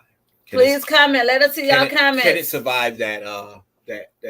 Can a marriage survive? I'm looking for comments. I don't see the. Somebody said yes. Yes. Yes. Yes. It can survive. Okay. It can survive. Yes, it can survive if you have the willingness. She said, Dora said, if you wanted to, it can survive. If you wanted to, it can survive. I'm sorry. She said it could never have peace. Wisco lady said it could never have peace. We see yeses. We see that it can never have peace, and if you wanted to, right? So, my perspective on that is, It depends on. Shirley said only if the cheater is willing to change. That part too, right? And that's the most important part, right? If he's willing, or her, the cheater, is willing to change. And when she said that it will never have peace, that's the thing about not going back into what I did, right? I made a mistake. You know, You I gotta fell have short. forgiveness in a marriage. You know, I fell short, you know. And I say this because I've talked to people that's been married for 45 years or more, right? And they, you know, there was some cheating in their marriage, and their marriage survived that marriage. And when I seen the yeses, it was a yes for them because they were able to get through it, right? And the thing about it is not going back to the mistake that I made. What they do is that you go to the table, you learn from what you've done, and that's the reason why you want to make sure that you have coverance. And I'll say this, that my wife is my coverance. You know, she makes sure that I'm covered, because men, you know, men are weak. Men do get exposed. That's why when a bunch of women come around a man, you want to make sure that your man is covered when you have a bunch of women around them, you know, so that no mistakes or no things are, you know, allowed in there, you know. And the same would go for women. You want to make sure that each other are covered. But in my opinion, yes, a marriage can recover from a person cheating in that marriage, or, you know, what they call it, you know, cheating with somebody else. I think it could, if you sit down and, you know, talk it over. And in my opinion, I think we do good even when we don't need marriage counseling. If something happened, that we could just talk about what go on, and, you know, this is, I'll never do this again, and not just telling you, but showing you. That's the most important part, is showing you that I would never make this mistake again. I would never let this happen again. However it happened, it won't happen no more. And me telling you this, I'm going to show you this. You see what I'm saying? And then not only that, why you're telling your partner this, you're pleading your case, right? I would never do this again, and I'm going to show you. But here's the catch. By me not showing you this no more, we got to put this together that I would never hear about it again. Gotta never hear about it. If I never do this again, I should never hear about this again. In my face. Right. And that's the thing, when she said that it would never have peace, it'll never have peace because you have that the party would throw it back in their face. Minister said that. She said, yes, you can survive any situation. Survive in any situation. Because like I said early on in the first year of marriage, I could have fought. I could have took the flight and got out of here. But he's a good man. It was some things that was going on that, you know, I had a choice. Did I want to put up with this? Did I want to deal with this? Or did I want to let go? What I did, ladies, is stop fussing at him about what he was doing. And I went to the Father and started praying. And when I tell you, when I started praying that second, that third, that fourth, that fifth year, it got only stronger and better. And we surviving marriage. I'm telling y'all, we're surviving marriage. It is 11 years in July of this year. It's 11 years. I'm so glad we made it. But that first year, because I didn't have that in me. I wasn't well, when we were dating, it was different. When you got married, it's totally different, okay? Yeah. I was a player because he was a player when we first started dating and seeing each other. He was doing him, I was doing me. Until we started doing us, then that's all I had to stop. Yeah. And, you know, like, that's the thing about it is, anytime when you do practice. Anytime when you get into a relationship or a marriage, right? There's going to be people that's going to try to deny you from that relationship. Can I tell you that, people? There's going to be people that's going to try to deny you from that relationship, you know, and they prey on your weakness, you know, and they go towards your weakness and try to, you know, tear you down or expose you, far as, you know, putting women around you if you're weak in that area, or women if you're weak. And when men are around you and certain men are around you, you get weak and you're married, and you notice that your girlfriend are bringing these men around in your presence so that you'll get weak. And this is what people will want, you know, for your relationship. They'll try to put people around there so that you will fail in that, you know, because they don't want you to be married. They're jealous of that. And, you know, that first year of the marriage, I went through that, you know, people being jealous and, you know, putting me places where I wasn't, and I was right here with her. And she seen that, you know, and when you're early on in your marriage, you're so vulnerable, right? Because you're trying to do what? You're trying to build your trust up now, because you don't trust that person 100% because you haven't been with them that long, right? So you're learning to trust them. And now here's the trials and tribulation is in the marriage. And when somebody tell you that they seen your significant other somewhere or doing this, now the trust level is going down, and now you're having some doubts and you're wondering, is this true? But you got to figure out that for yourself, because you're going to have people that's going to try to tear your marriage down and your relationship down because they're jealous of what you have.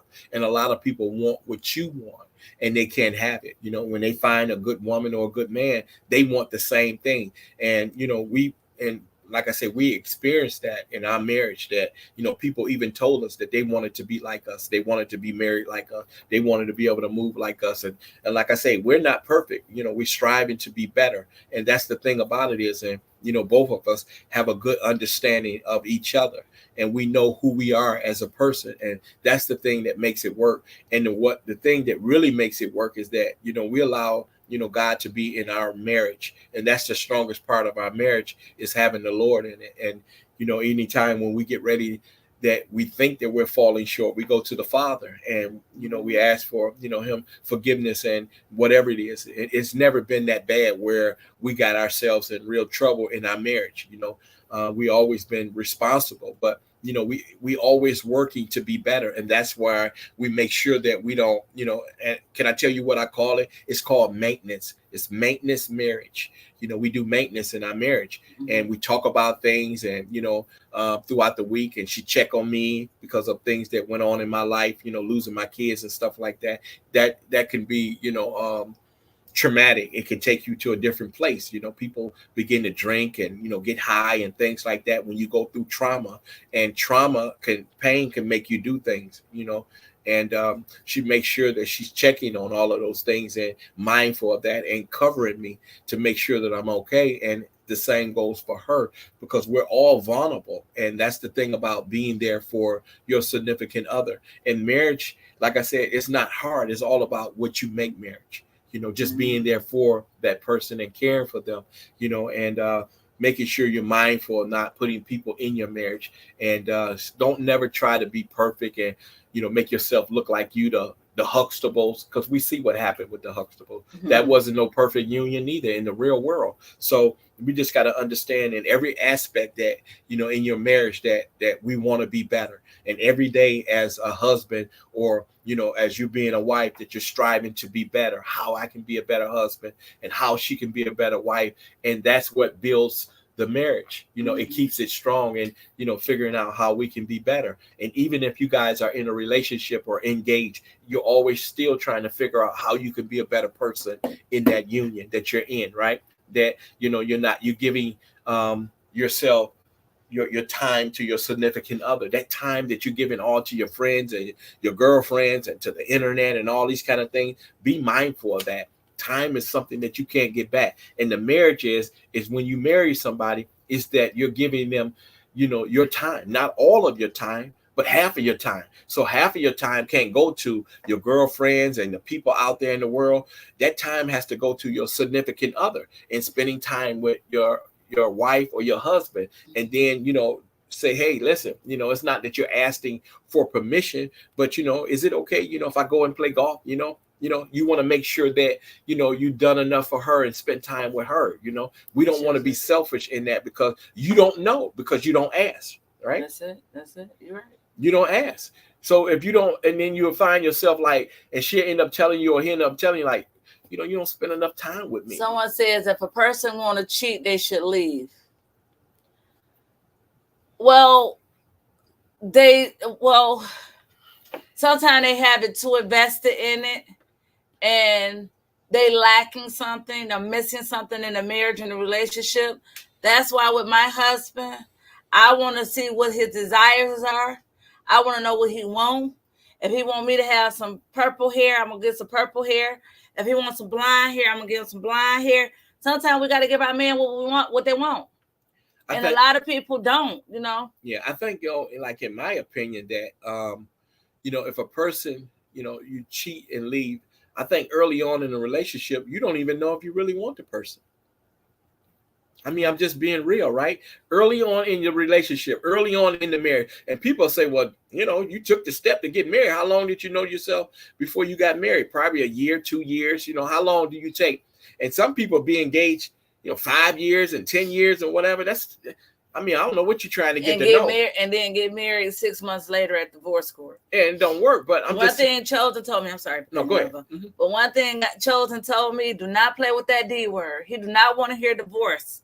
And I never, ever, because one thing about it, we sat down and talked. And when we could say, I'm his second marriage. And he's my first marriage. So I told him, don't come with those rules from the first one, because I ain't never been there. So you got to come with some new material. Come with some new material, because this is my first. But he told me in the beginning of the marriage, we had a talk. I don't name calling, no hitting, no this, no that. And we talk about it. I do not play with that divorce word. And and I never play with it. I never said it. I never tell him that. In the heat of a situation, he'll come in his man cave. I go right there in my office or go up in my bedroom. He'll tell me, what wife don't cook her husband no dinner? A wife that's mad, a wife that got an attitude. He said, not my wife. My wife go to cook for her husband, and then we're going to eat dinner together. Then I say, okay. And I go cook dinner. Because I knew he fixed it in his way. He made it right in his own way. Absolutely. And, one of the things, like, when I was talking to her, being in relationships before you, right? Mm-hmm. I've been in domestic violence relationship, and people don't watch what you say. People don't think that men can be in a DV. DV relationship, mean that somebody is doing something to you, right? I was in a relationship where, I was being, harmed and things like that, right? And I never responded back in a violent way. I never, did that to that person, but I was in a violent relationship. Tap the screen to share the live, guys, please. And like I said, going into, this relationship, like I said, when I told her that, we're not going to do any name calling, because calling a person name and things like that, that's abuse. That's abusive. That's like, putting your hands on somebody, calling people names and, that's abusive names. That stuff hurts.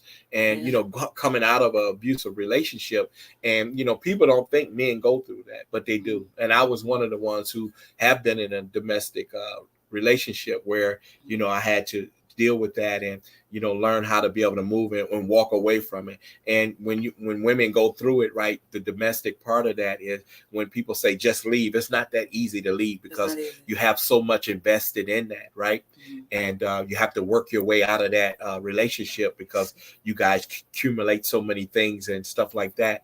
And for me, I talked to several people, and I had to have people on the phone. I just want to say this. I'm sorry. Mm-hmm. We've been on Facebook Live for an hour and 30 minutes. And I know it's good. It's a juicy topic. Everybody loving it. But you have to end up doing a part 2, but you can keep going a little longer. Absolutely. So, yeah, just when I told you guys, like being in a relationship, whether you're married or in a relationship, domestic is never cool.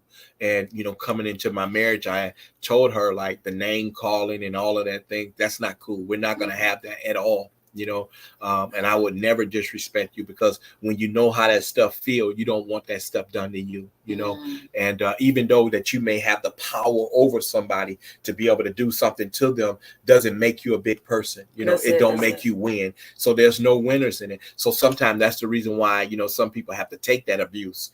And even women can be overpowering over a situation, but they take on that abuse, and you take that on and find a way to get out of it. So, going into your marriage is not cool with domestic, with DD. And just make sure that once you see those red flags, that you see those, start, working your way out of that relationship, no matter how much money they have or things like that. And it's not important. Yes, sir. And it's not too late to start fixing things that's going on in your marriage.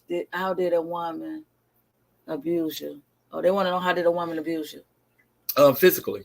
She was physical. She was hands-on with me, and she was very jealous. I worked a distance away, and I had to go to work. She was outside the job waiting on me. She was in the bushes, spying. She had extreme surveillance on me. Locked you in the house, won't let you out, scratch your face. She locked me in the house. She barricaded the door and all these kind of things. It was terrible, physically and mentally, verbally. Yeah, physically and mentally. And when the police is called, most of the time, I'm gonna say 95% of the time that when law enforcement is called, they're coming to address the man. Missy says emotional abuse hurts as well. Absolutely. Yes, tearing one another down, hurting each other, name calling, making fun of people's physical appearance, throwing things that they open up. Like Chosen unloaded his closet with some dirty, dark secrets that he never told anyone. And guess what? As his wife, never been thrown back in his face, never been talked about. Me, I opened up a lot of dirty, dark secrets that he know about. He never threw it in my face. He don't torment me with it. And I even wrote a book about it, guys. It's called Damaged Crown Still Shine. Yes. You could go to www.damagedcrownstillshine.com. I'm even having a women's conference here in Detroit. Get your tickets on Eventbrite. I forgot to talk about that in the beginning. Get your tickets on Eventbrite. And we're going to be laid back. And you can bring your boo with you because my boo coming with me to my women's conference. He's going to be right there. And so come on and let's have a phenomenal time. We're going to have some soul food. We're going to have some singer. We're going to have some dancing. We're going to have some comedy. We're going to laugh. We're going to cry. We're just going to have a phenomenal time on Eventbrite. Just Google Damaged Crown Still Shine. Everything about me will come up. Eventbrite, my website for my books, even the link to buy my tickets for the event April 13th of next year. Yes. But this year, we're in the new year, Lord Jesus. Take that back. This year. 2024. I've been promoting the last year. So next year. No, it's this year. This year. April 13th. And I would love to see you all show up and show out. I will be there. Yes. And I do want to point this out. When you say it's women's empowerment, right? Women's empowerment. It's not just for women, because I say this all the time, when women are, went through domestic and violence and DV and SA, men went through the same thing. They were boys at one time. Yeah. They're boys and now they're men, like they say, boys to men. So, men have went through that trauma also. So men are welcome at the conference too, the empowerment. And if you have something that you want to share and to be able to listen to so that you would be healed too, it's all about healing. This is the healing process that we're trying to get to, and noticing that your crown still shine. No matter what you went through in your life, your crown still shines. So this is, where we want to get at. That's it. And so, relationships matter, marriages matter. You don't have to go through no abuse so we get over it. We're men. No, you get through it. He didn't say you get over it. No, sir. You get through it. Everything that we go through in life, failed relationships, SADV, whatever it is, you go through it because we're meant to go through life. We're not meant to be stuck in our trauma and our hurt and our pain. Even for failed relationships, you can get through it. We're not saying get over nothing. Well, no cheating. You get through it. You work together. Well, you can never really, get over anything. You have to be able, like you say, go through it. You have to really deal with whatever it is that you're going through. And if you never face it, then you never get over it. He said, "No men get over it." You can't. So you have to, you have to deal with whatever trauma it is that you have going on. And this is why I'm saying that, even men are welcome to the empowerment because, and sometimes men don't want to come forward because they're ashamed of, what they went through, and they take, their childhood into adulthood and whatever happened to them in their childhood, and they carry that and they can never, get over it. Because of what they went through. But this is the time that you want to be able to release whatever it is that you're going through. Tap the screen, share the live, tap. Empowerment that we want to do. So yes, it's Damaged Crown Still Shine. women's empowerment? No, it's damaged crown, still shine, empowerment. But when you Google it, it says women empowerment. But I open the doors to men as well. Yes, with the doors are open. So, listen, it's all about supporting and getting through whatever it is that you're going through. And when you become a union, right? When you become a union in a marriage, that this is the thing that you start finding out, like, all the things that what you went through in your life, everything that you persevere in your life. And then that's what we were talking about the baggage, right? Mm-hmm. And those are the things that you had that you carried into the marriage, that all of the hurt and pain and the DV and all that stuff that you went through in your essay in your life, that you had to unbag with me. And there's things that I had to tell you that happened along the way in my life. And my life has not always been good neither. And that's the thing about it, is that I think the beauty of the ashes, if I would say that we will put this together and we will make, God will make the best out of it. That's why, you don't always have to throw away everything. That God will, make beauty out of ashes, as he did for us. And you use that pain and turn it into purpose. And that's how you make a beautiful union. That you went through some pain as a young adolescent, and I went through pain as a young adolescent, and we learned from that and we built from that. And that's what builds your character, once you get married. Because like I said, there's no school you go to be married, right? So it's all about your character and how you build your character in your relationship and how you navigate in life. And that's what I think, in my opinion, you take into your relationship, that character that you have, that persevering, and how you care about somebody and how you're there, and some of us don't have mothers that we're taking care of and things like that. So we have to use a different example of, caring for somebody. So that's how you would take care of your significant other, no matter what they go through in life, to death do us part. The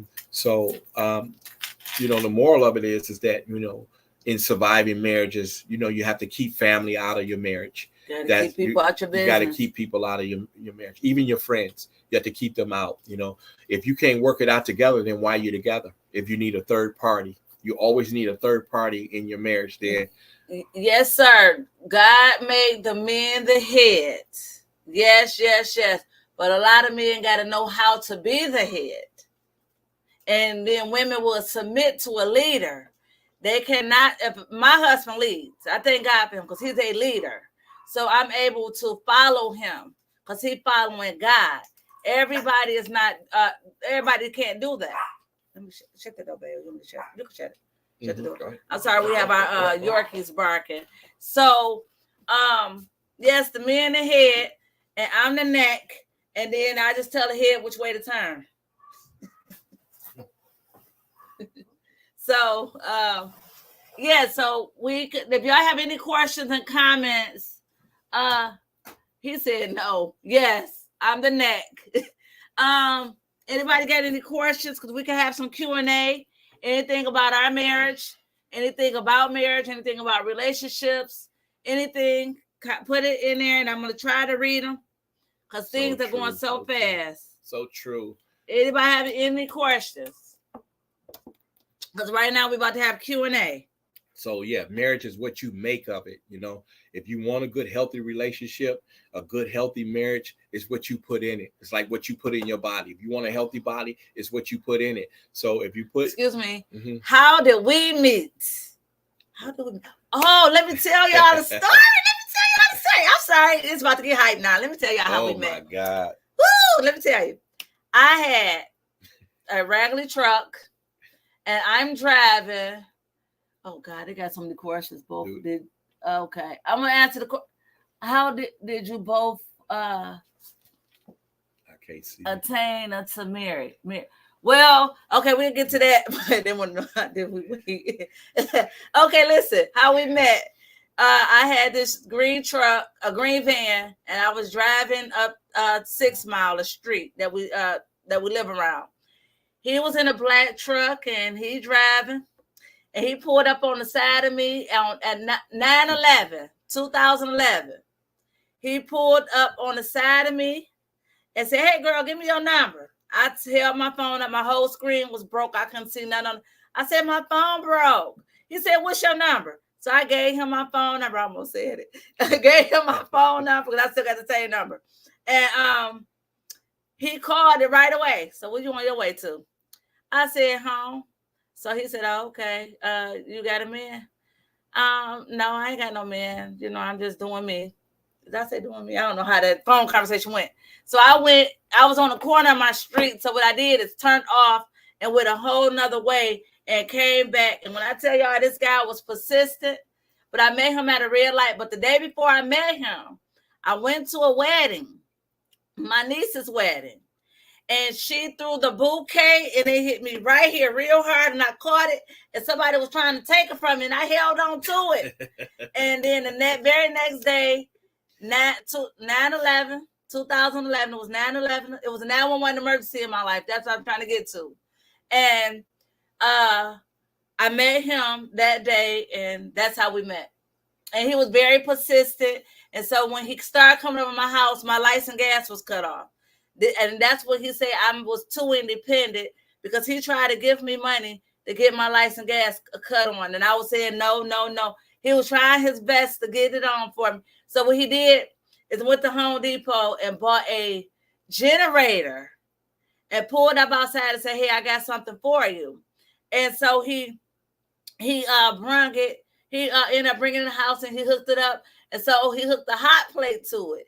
And said, can you fry me some chicken? He had a bag with the chicken in it.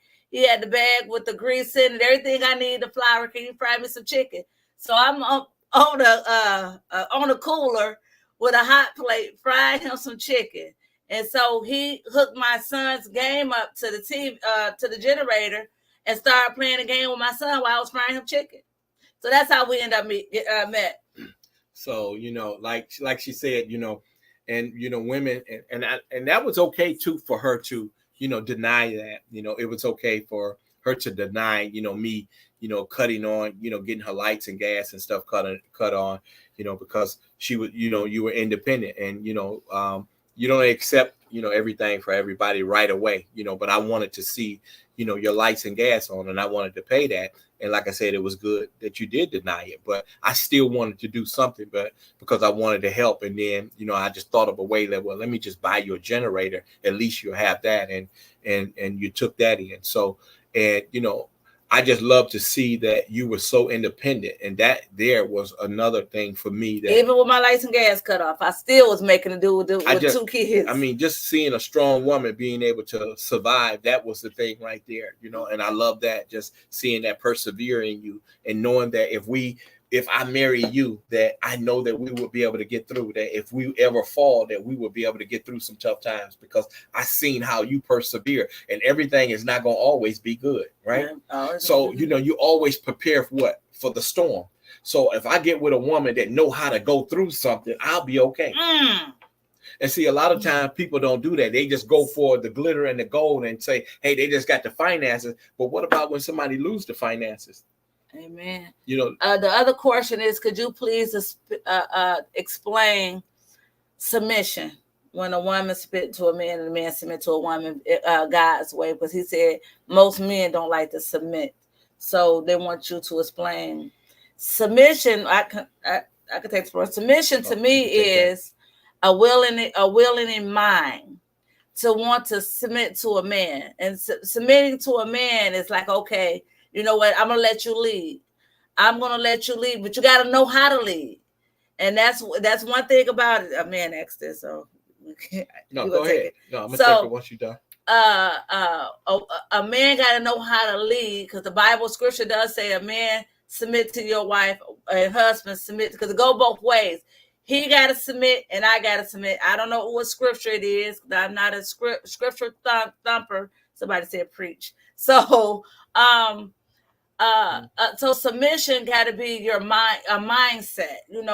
Am I ready to give this man my all, my heart, my mind, my soul? Am I ready to give it all to him? And that's when I know for me, that's when I was ready to submit, because I dealt with a lot of men in my life, right? That knew how to take control, but was trying to be in control. He took control and said, this is what it is. And this is how it's going to go. And I watched the way he moved. But if it's some things that I feel like it ain't moving right, baby, we're going to do it this way. And so that's why I was willing to submit to him. Go ahead, baby.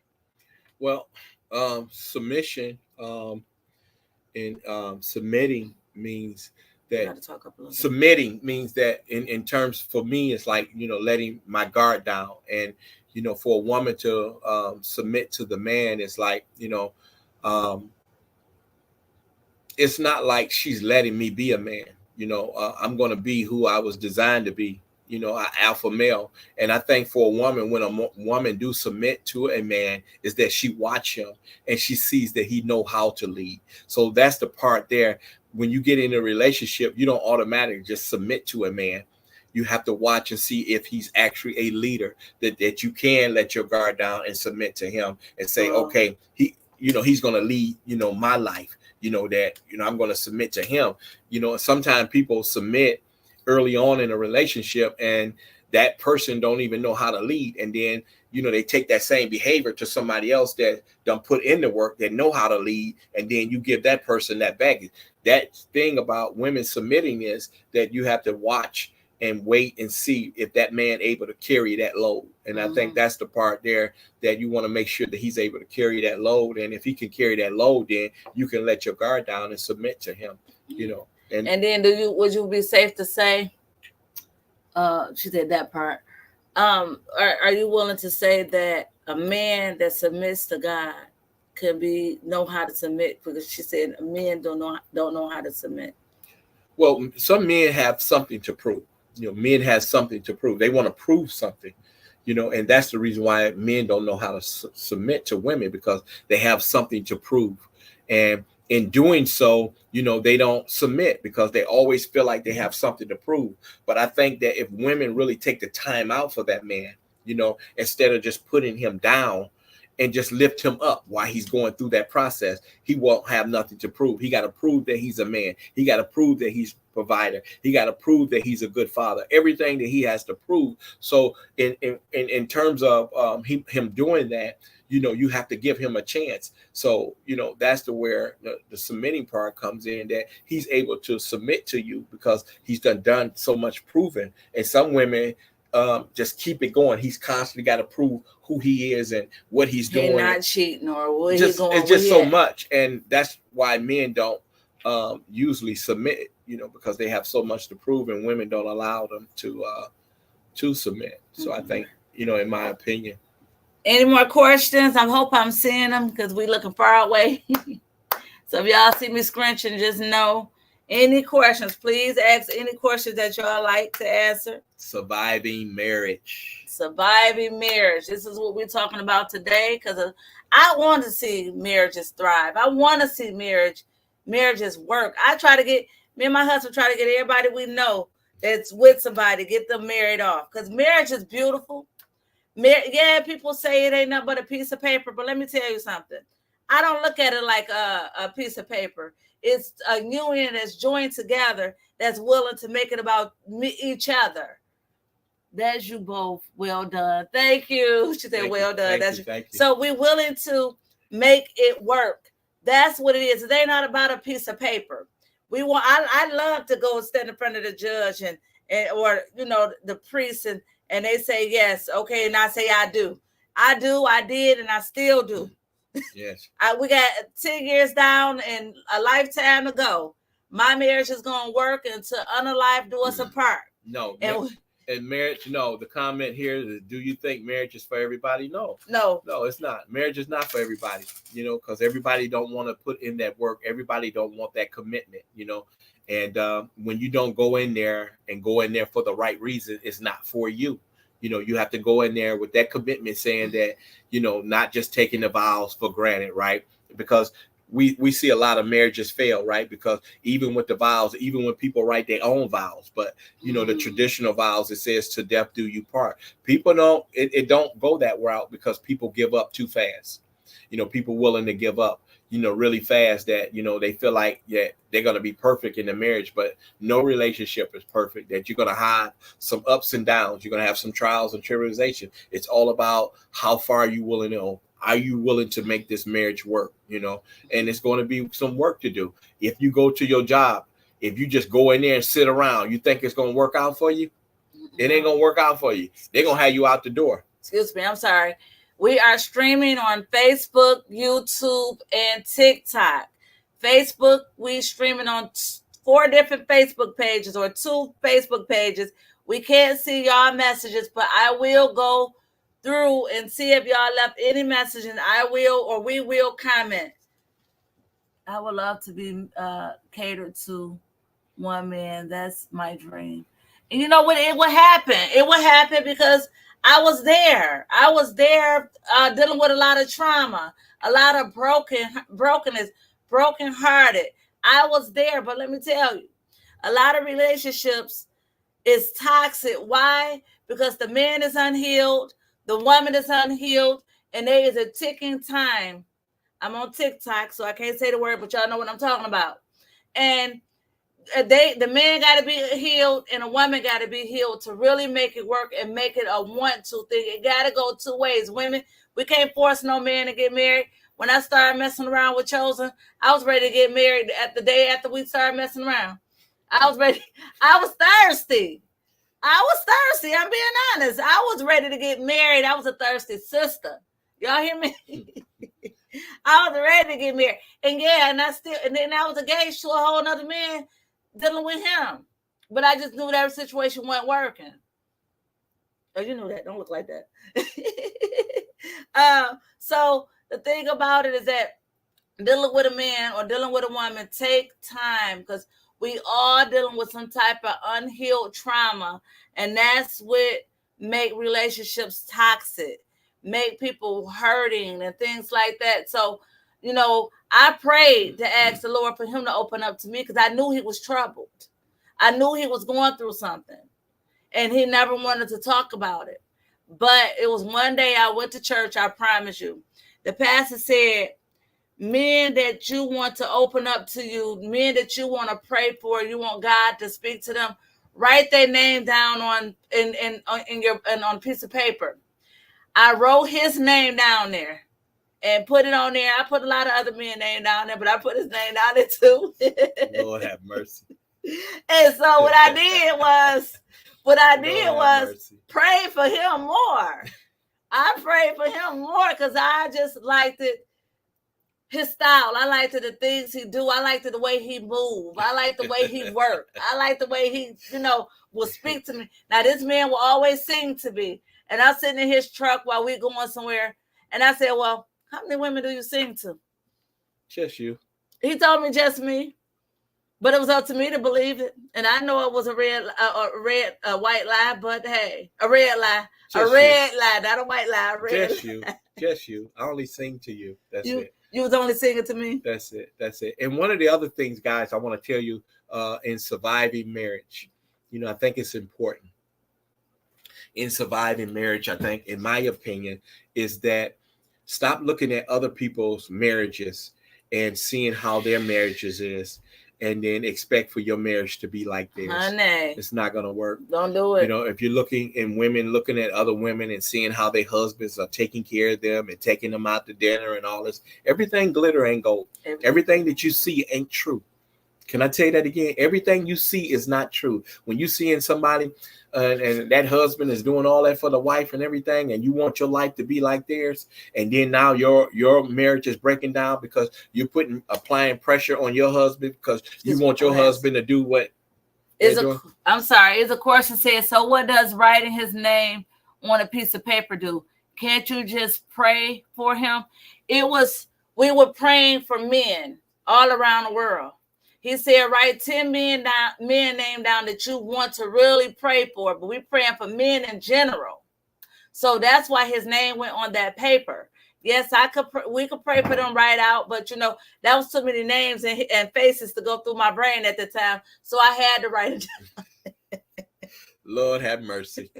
But yeah, listen, guys, that you want to stop basing your relationship or your marriage on somebody else's marriage.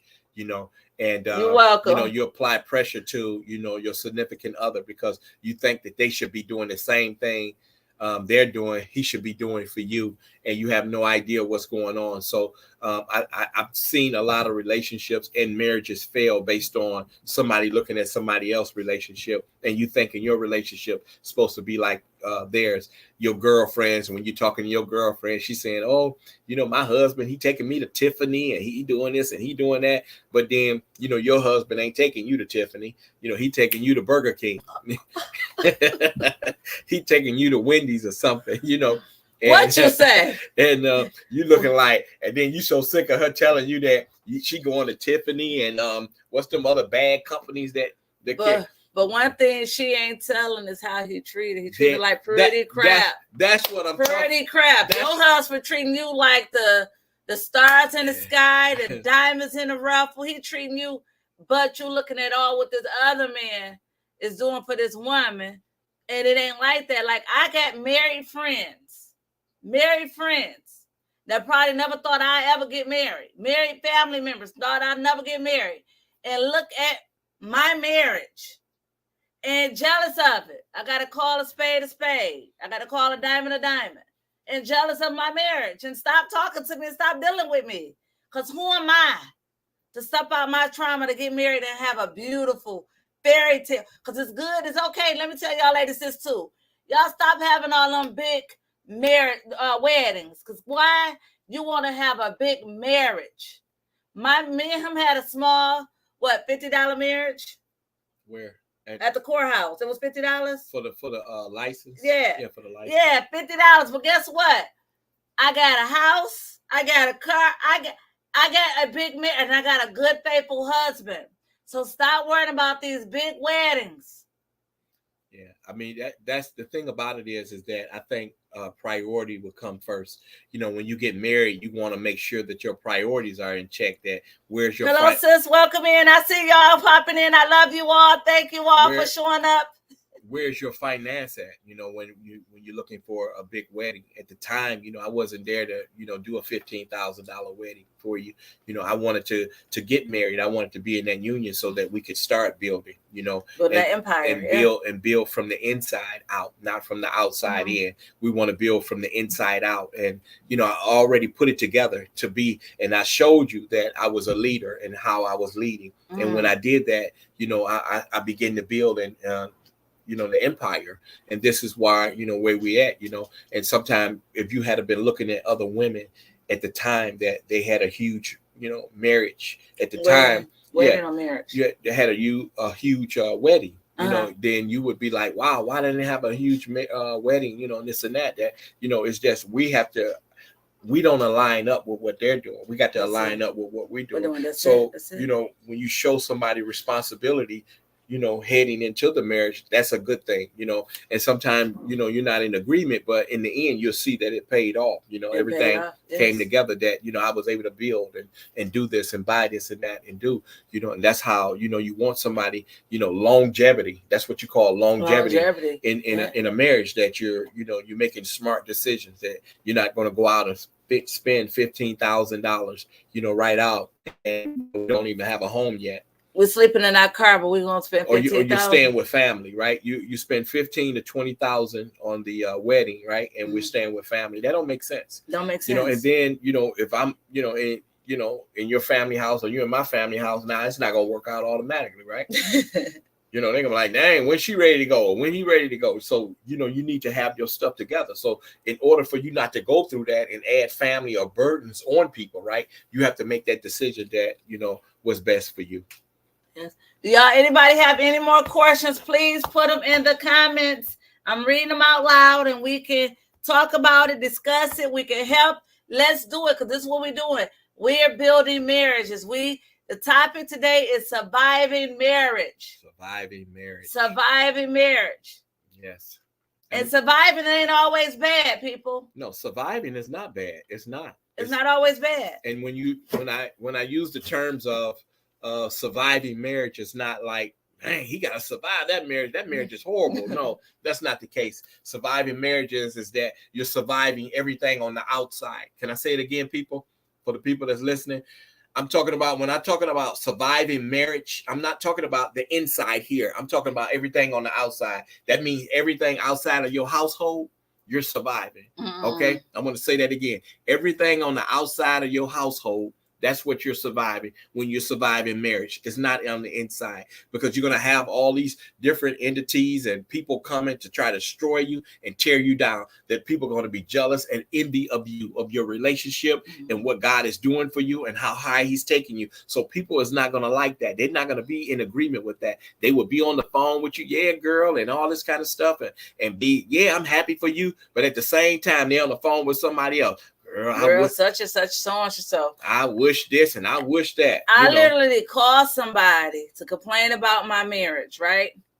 And in that phone call, the person didn't hang up the phone and start going ham on me. She's stupid. She this, she that. Ain't no way my husband to do that. Ain't no way my husband. And I was so crushed because it was somebody that I trusted and I loved that did it and didn't even hang up the phone. They thought they hung the phone They thought they hung the phone up, and I listened for like a good 5 minutes, and I'm like, wow. But that's the thing, right? God will expose people. God will expose people and show you and give you the tools. Like, this is something that you don't do. If you need to work out something in your marriage, he said, come to me. I will be whatever it is that I need you to be, right? That's it. He said, come to me. I will be whatever it is that you need me to be. You don't go to your friends or your neighbors and talking about your marriage and things, what's going on in your house, only if somebody is being harmful to you. That's when you start making calls. Don't never hold that in. If somebody is being harmful to you, you get on the phone, you let somebody know. So now that they know what's going on. So if something happened, but if you having trouble in your marriage where, you're trying to work things out and you're trying to get equally yoked, and one person is hanging out a little while and you think you've seen him with Sue Ann and all this kind of stuff, don't call your girlfriends and all this kind of stuff. You address that problem with that person when they come in. You figure that out, because a lot of times you're going to start having a bunch of people not like that person. And then when y'all fix it, it ain't fixed over there. That's it. They still not going to like that person. Y'all a happy union now. Y'all done worked it out. God is in the midst. But now they've never healed from what you done told them. And how you going to be mad at somebody else's stuff? How you going to not be healed from somebody else told you? Because they invested their business in it, and you put them in it. That's the reason why they ain't healed. And then you'll turn around, oh, he's a good man now. He do this and that, and be like, girl, I wouldn't chance that if he did that one time. And you know what I'm saying? He talked to Helena. He gonna talk to Helena again, and all this Helena. He said Helena. Helena. You got some hell in it. Helena. He talked to Helena. Girl, he ain't gonna change. But then, can I tell you something? People can see more than you can see. People see that you got a good woman. People see that you got a good man, but they don't want it to work out. So they'll be like, yes, oh yeah, they're gonna call him. He had the nerve to talk to Helena, and you sit up there, you stupid, and all this kind of stuff. I had people calling me, Lawana, I saw Chosen, and me, I had to. What you don't? Hold on. You had a person call you, right? And they say, well, I seen Chosen, right? Here's what I want to tell y'all. And y'all can put all those laughy faces up there, whatever kind of emojis y'all want to put up there. When they call her, right, and say they seen me out with a woman. Y'all listening? They see me out with a woman. I'm laying in bed with her, and she had to look around and make sure I was still there, my arm around her.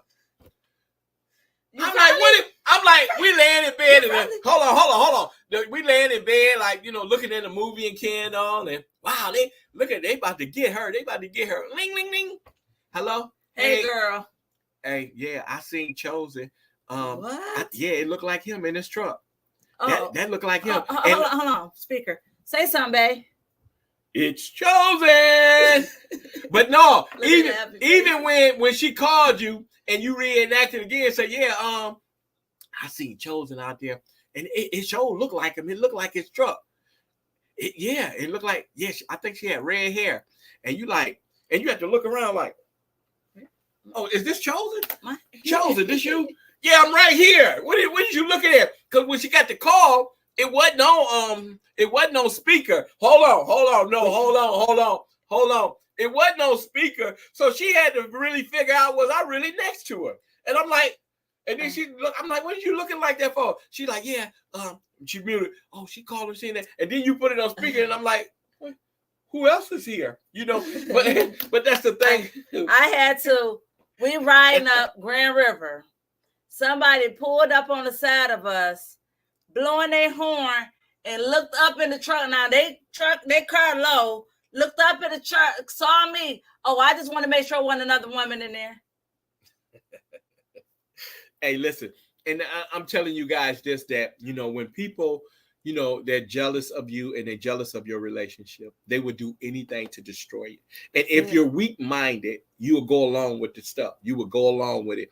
That's why you have to use your own spirit of discernment. I'll say that, your spirit of discernment, that you have to use your own, that you do your own due diligence. Don't go off of what everybody else say. If you want to find out something, you find out through them. If you want to find out something, then you do your own investigation. You don't have nobody, you go off of somebody else's word and then you end up ending your marriage. And that wasn't even the case. This person was at work or they was at family house. They can vouch for it and all this kind of stuff. And people would want to see your beautiful union. They will want to see it destroyed. So you got to be careful who you talking to about, your significant other in your marriage. Right. And if y'all see me looking down, I'm looking at all devices. I got 1, 2, 3, 4, 5, 6 devices in front of me. So I'm trying to make sure I catch messages, comments, questions. Please comment and ask questions. But marriage, it could be a beautiful thing. Marriage could be a messed up thing. Marriage could, and don't have no baby. Bad man, yes, people can't stand couples truly being happy. That's true. That's true. That is so true. And my thing is this: what y'all see with me and my husband, this is what y'all see every day. This is what goes on when cameras is off and lights are out. This is how we get along. This is how we kick it. This is how we talk. And especially when you have single friends that see you in a happy union, they're so jealous because they haven't found their bull ass and haven't found them, or that king haven't found his queen.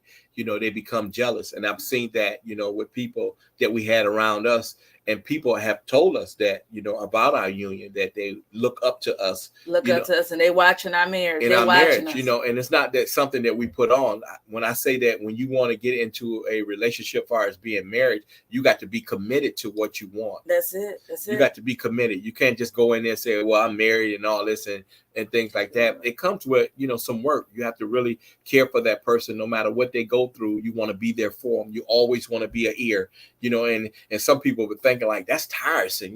They always. She said they can't understand true happiness. No, people can't. But like I said, it's work. But when you enjoy doing it, it's not really work, right? He make it easy for me. I make it easy for him. We're friends. We're roommates. We homie lover friends. We whatever we need to be at that moment. That's who we are. We could be I have a thing with him. It's like, this is early on in the marriage. You know what?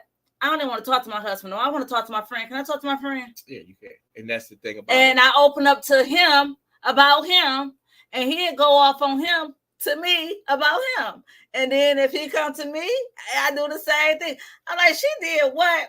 You know what, best friend? I'll take you out. I'll buy you some coffee, best friend. Don't even worry about her. I'll check her later. And this is how we do it. Yeah, we make it fun and we make it happy. Yeah. So if I don't want to really talk to my wife, I tell her, look, you my girlfriend now. I want to talk to my girlfriend. My wife is tripping, and she said, well, I'm going to get on her, and then I can go back to her.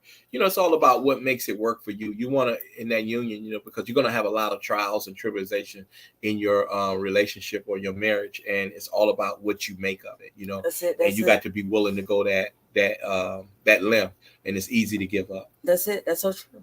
It's easy to give up. That's why you got to be willing to stick and stay and make it work. But name calling is not good. Putting your hands on someone is not good. Y'all not each other's child.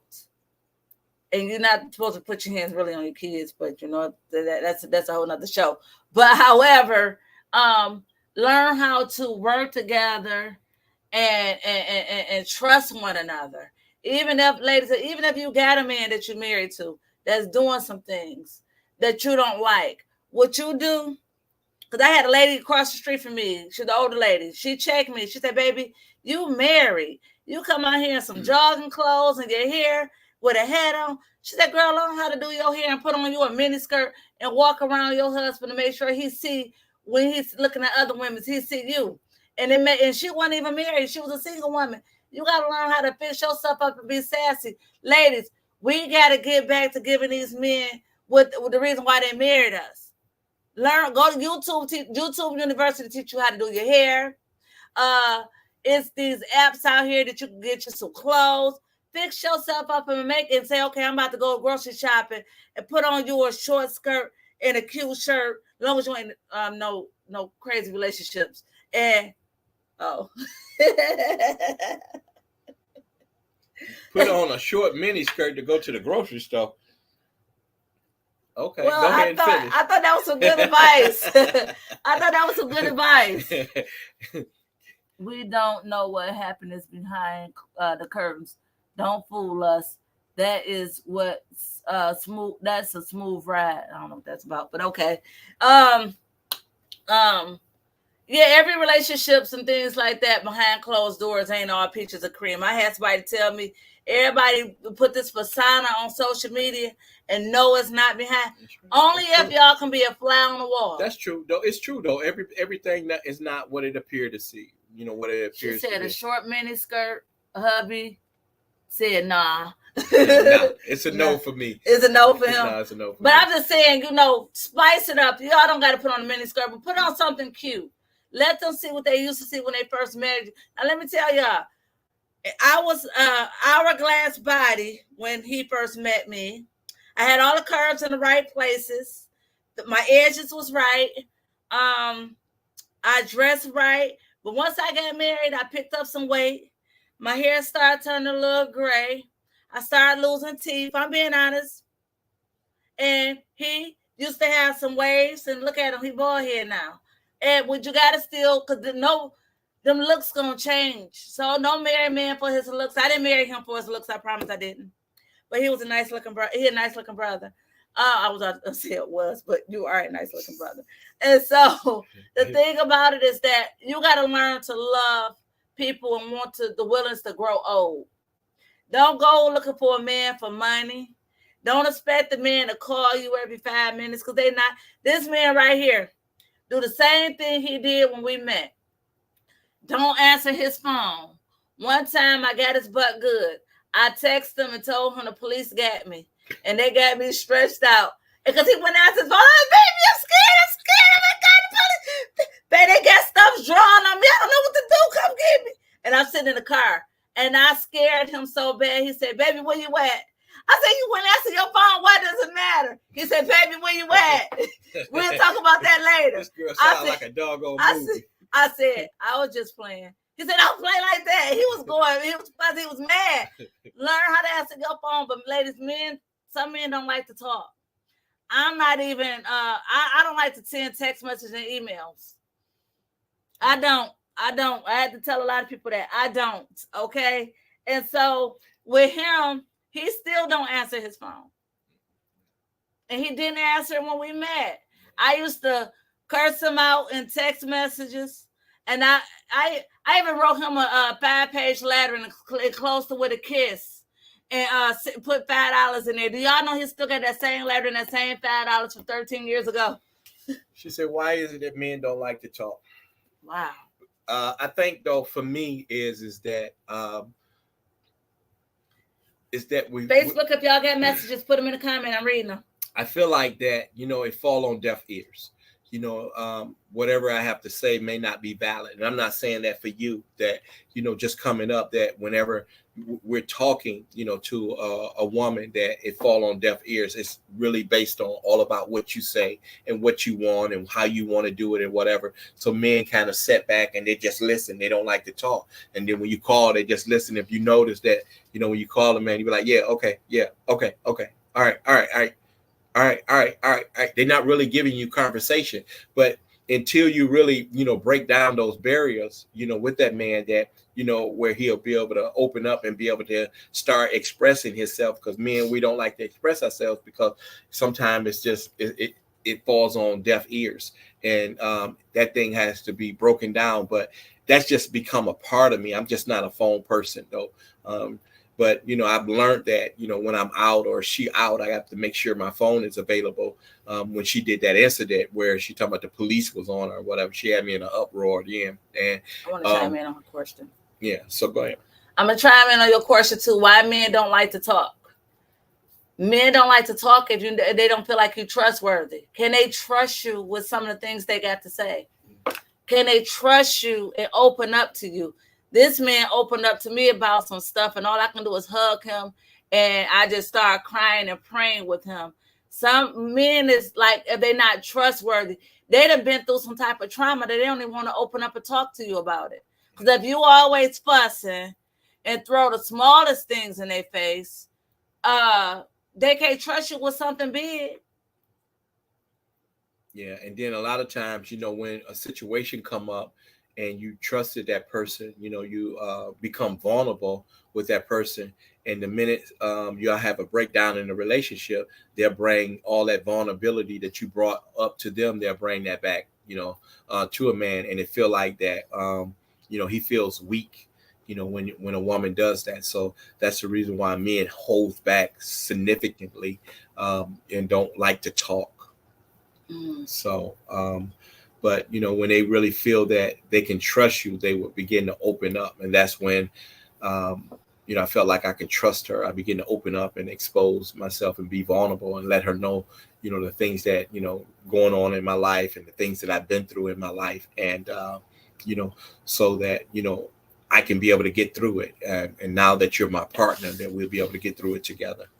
She said, Missy says, I have a guy tell me he has clinical depression, PTSD, and has periods of times when he shuts down. And some men do. Yeah. That is so true because it's real in men. And do y'all know, ladies, stress can mess up a man's sex life? And y'all just don't know that. It can mess up, stress can really mess up a man's libido. So you got to be a man's peace and not his problems. And trauma does that to men go through a lot, because we're born to be protectors, and we go through a lot of things. And he probably done been through a lot of trauma in his life, and it's hard for him to open up, and he revisits that trauma, and he has to get counseling for that to be able to expose himself, to be vulnerable. But what do I do to get him out of that shutdown episode? Well, I think in my opinion, that you talk to him, and you have to come at him in a different way. You can't come at him the same way as you would do on a daily, a regular person, because that's not where the trauma is. The trauma is not in the regular person. The trauma is in that hitting person, that person that's hiding. That's where the trauma is. Now, the outgoing, the person that's saying that's the person that you can't bring it. So you have to come to the person that's hitting, and you have to talk to them in a different language. Like, sometimes when you talk to babies, you don't talk to babies directly like, hey, go sit down or do this, and here you're ready to eat. You use a different language. So, when a person is going through trauma and stuff, you have to come to them with a different language and talk to them and to open them up. And then if you can't seem to do that, then you have to recommend that he get counseling in that area. Well, what I did with my husband was let him know I was a safe place. I was a safe person to talk about. So I'm like, I know it's something going on, but why are you in this place? And this is when I was his girlfriend. And when he started opening up, he started spilling. And things that he told me back then, I never revisited. I never discussed it. Because the thing about it, men invested that and told women that, and the women threw it in their face. They don't know if they could trust you. So you got to give them the reason to trust you. If you're not the type of woman that's throwing hurtful things in their face now, I talk to all the cameras, I'm sorry, and not throwing hurtful things in their face now, then they can open up to you. They can be vulnerable. It's hard. Maybe you should be vulnerable about something about yourself and make it where they are vulnerable, and then pray for them in that area, because some men, they don't like to confide in a woman because the trust is not there. Let me read this other message. Yeah, and everybody, that's about. I am a very smart man. Yeah, everybody don't need counseling. Everybody may not go to counseling. Everybody may not get through to counseling that way. Okay, I'm sorry. I want to read this. I am a very smart man and often smarter than the therapist. But I took your advice. Thank you. That's what I'm saying. See, that's what I had read it. I was just saying that everybody is not going to need counseling. Like, some people don't have to go to marriage counseling, to strengthen their marriage. Everybody don't have to go to the pastor and tell the pastor about what's going on about your husband. You go on the pastor and tell the pastor that your husband coming home late. How that sound? How that sound, people? You're telling the pastor that your husband came home late. You're in therapy like that. You're taking on those sessions. I think that you should talk to, your partner, because that's who you marry, and that's where you work the problems out. But sometimes people do need as a third party together, a third party, but it's not for everybody. Because the third party is okay. Just make sure that third party ain't gonna come stand across the pulpit and talk about everything you just confide in this person about, because I done seen it. I experienced it. I just don't believe in going don't know how to communicate. I just don't believe in going to the pastor, telling the pastor about what's going on in my home. I don't agree. Because you're a man first and you're a leader. So you feel like you could, so everybody can't deal with that. Yeah. I don't think, I know that, I'm a leader, and I think that I can work out my own problems, but I'm just saying in terms of, going to the pastor, telling them, about, the relationship that me and you having. I feel like I married you and I could be able to work that out. I don't need another man to come in my relationship and to tell me that what I need to do and what I need to do with you. I know what to do with you. You do? Absolutely. Okay. I know what to do with you. So I don't need another man telling me, what to do with you and, how to do and things like that. So I'm not, and like I say, this isn't an opinion. I'm saying this is for me. I don't need to go to a pastor or, somebody like that to, talk to them about what's going on in my marriage. If I can't work it out, then I don't need to be in it. Miss Penny is laughing. She tickled pink. Yeah, I'm just saying though, for women though, it's different, because I've talked to several men that's, married, and even fresh marriages, right? That they not in alignment with talking to another man, whether you're pastor or apostle, or preacher, whoever you may be, about, my marriage. Sometimes men will go to, something like their brothers or, a good friend of theirs. 2 hours and 30 minutes. They will go to a good friend and talk to her, like, where I can be better at in my marriage. And sometimes your friend would be like, I think you're hanging out with me too much. You're around me too much. I think you should be home and things like that. But just going to the pastor and asking him where I can be better in my marriage, I think he can show you. Between all these lies, we have about 500 people watching us. Do you all think this is a great topic? Do y'all think we need to do a part 2? Do we need to stay in relationships? Because we used to be boyfriend and girlfriend. We used to be part of the dating scene. We still date now. So we've been there, did it and done it, and still doing it. Some of the things, like still dating. And if y'all want to see a part 2, please. Oh, wait. Somebody said part 2 already. Yes. But I do want to make this announcement too. On Monday, we have another show on Monday and Tuesday. But Monday show is going to be releasing. We're going to make a content. Today we're going to be making a content about Monday, and we're going to be doing that. I'm not going to say what it is right now. I'm just going to release the content. Yes. We're going to have the content on all of the social medias about the discussion on Monday. So I'm just giving everybody a heads up. Monday at 5:00 Eastern time, we're going to have another show on Monday, 5:00 Eastern time. And then Tuesday, we have another show lined up.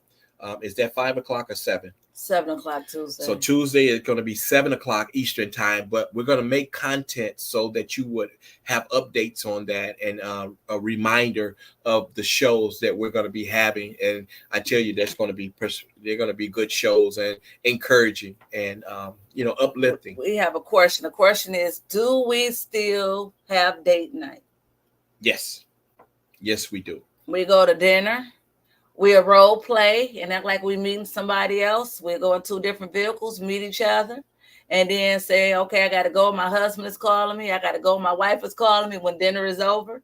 And sometimes we have date. We just make it fun. Make it really, really, really fun. Dinner, movies, whatever it is.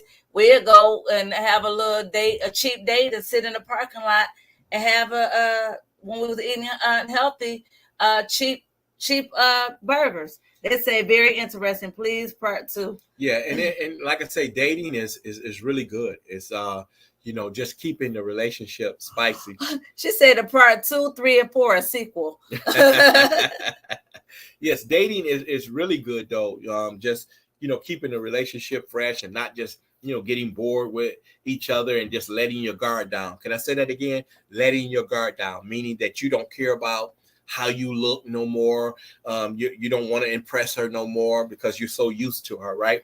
No, I always want to be where I'm impressing her and putting my best on for her, and I want to tell you people this too though. Even if you're in a relationship, you don't want to put your best on leaving out for somebody else.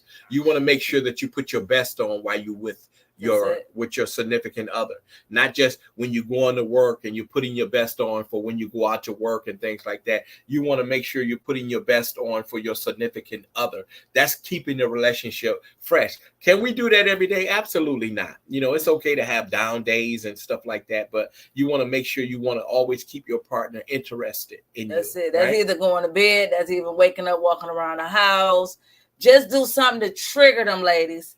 Trigger that man, and if you gotta get a red one or a black one, put on something sexy and just see what they say. You don't want, the first thing I say is like, man, the hell you get that at? I ain't seen that before. I just got it. That's what I say. Where did you get that at? What the world? She said that's what a good man. They said that's what a good man do. I say they because I don't want to call no names and mess up no names, but they, them, yes. But right. And what the world? Where you get that at? But that's what we got to do, ladies. Bring the fire back. I don't care if you get 3, 4 toddlers and you got to clean the house. Pick one day, clean the house. The next day, go get something cute and just walk around the house. I don't care if it's a maid outfit. Do what you got to do. And you know what I think though, in my opinion, that like when you have husband and wife, right, and you're in the home and you're doing your thing and I'm doing mine, and it's we're just living our lives in the house, right? You have so much other things that you're doing and I got things that I'm doing, and we're not being selfish. And I think that you don't want to be selfish, that she does have things that she has to do on her own, that events and things like that she has planned. And I don't want to be selfish and say that I want all of that time. I understand that. And sometimes when you're married, sometimes you get selfish and you want all of their time. All of their time. And it's not fair. It's not fair. And sometimes it'll have a breakdown in the relationship when you start trying to take all of your significant other time. They're not there to give you all of their time. They have a life of their own. You understand what I'm saying? They have a life of their own. I have hobbies that I like to do. She have hobbies. She likes to do content and this and that and all that kind of stuff. And I have hobbies that I like to do. And once you start taking away from things that people like to do, it becomes a problem, right? You just name my hobbies. Why you ain't name yours? Well, I like remote control cars. I like doing my cars. Oh, okay. And, you just let everybody know my hobbies. Yeah. I like remote control cars. I like running them. My remote control cars go up to 80 miles an hour. I love them. And ladies, I want to just say this, and I'm talking strictly to the ladies. Love yourself. Know who you are. Know that you are valuable. Know your worth. Okay. And another thing is that our body's going to change. Our hair going to change. Our looks going to change. We're going to change. Let me tell you, I was 130 pounds when I met him. Now I stand on the scale, I'm 185. I'm not going to tell a story about my age. I'm 185. My age, my size. I'm 185. Yes. I'm 185. So we stand on the scales, but let me tell you, we could be thicker than a Snicker and still look good. We could still be thicker than a Snicker, but I'm trying to drop this weight. I'm trying to lose some weight. I hear you, sister. I know my worth. Amen. Yeah. And I mean, you know, And like so- I said, you want to drop the weight or whatever, but it's not no force of thing. It's just you just want to be a healthy person.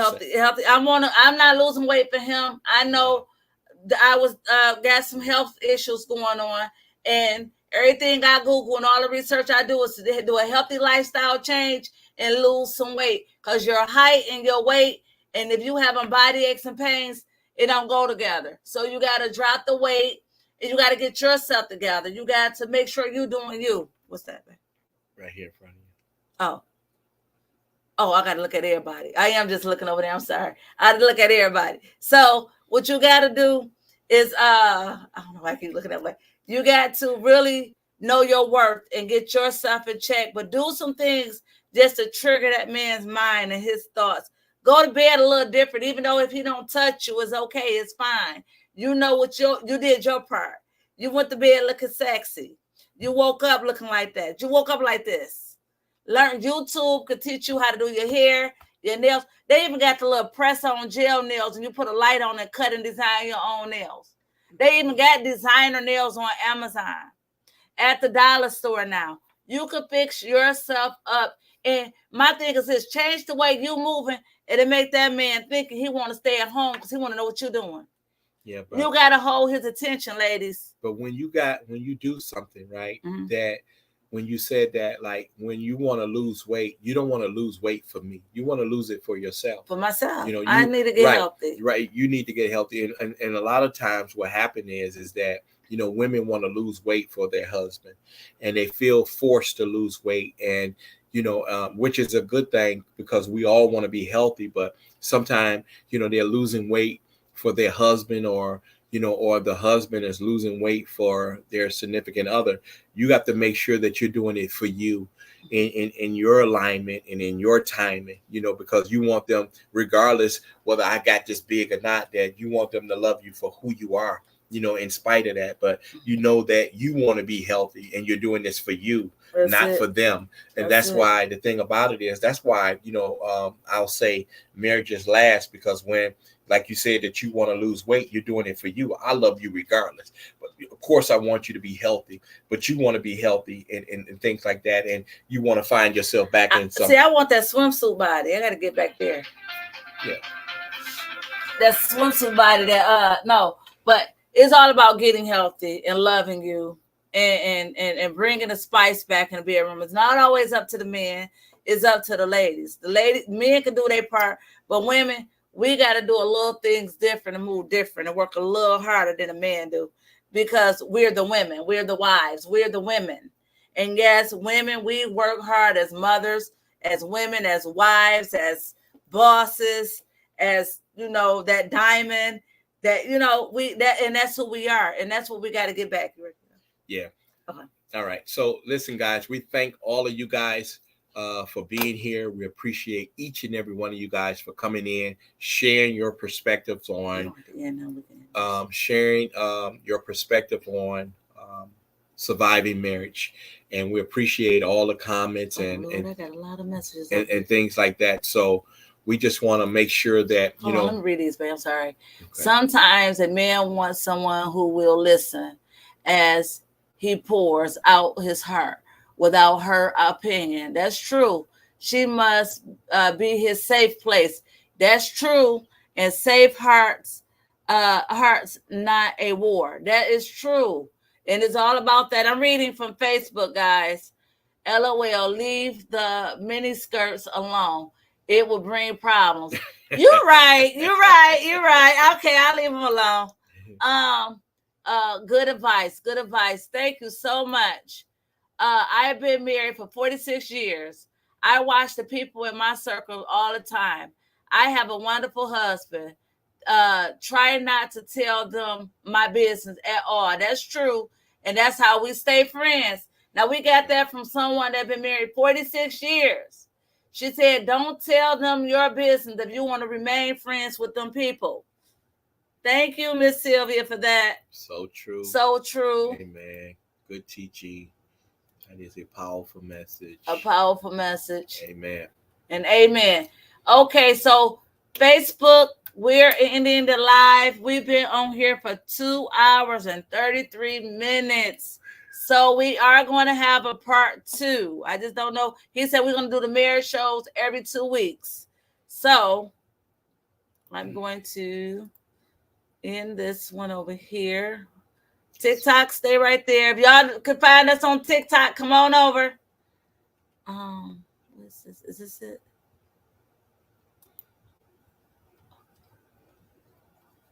Yes, so thank all of you guys, Facebook, for participating in.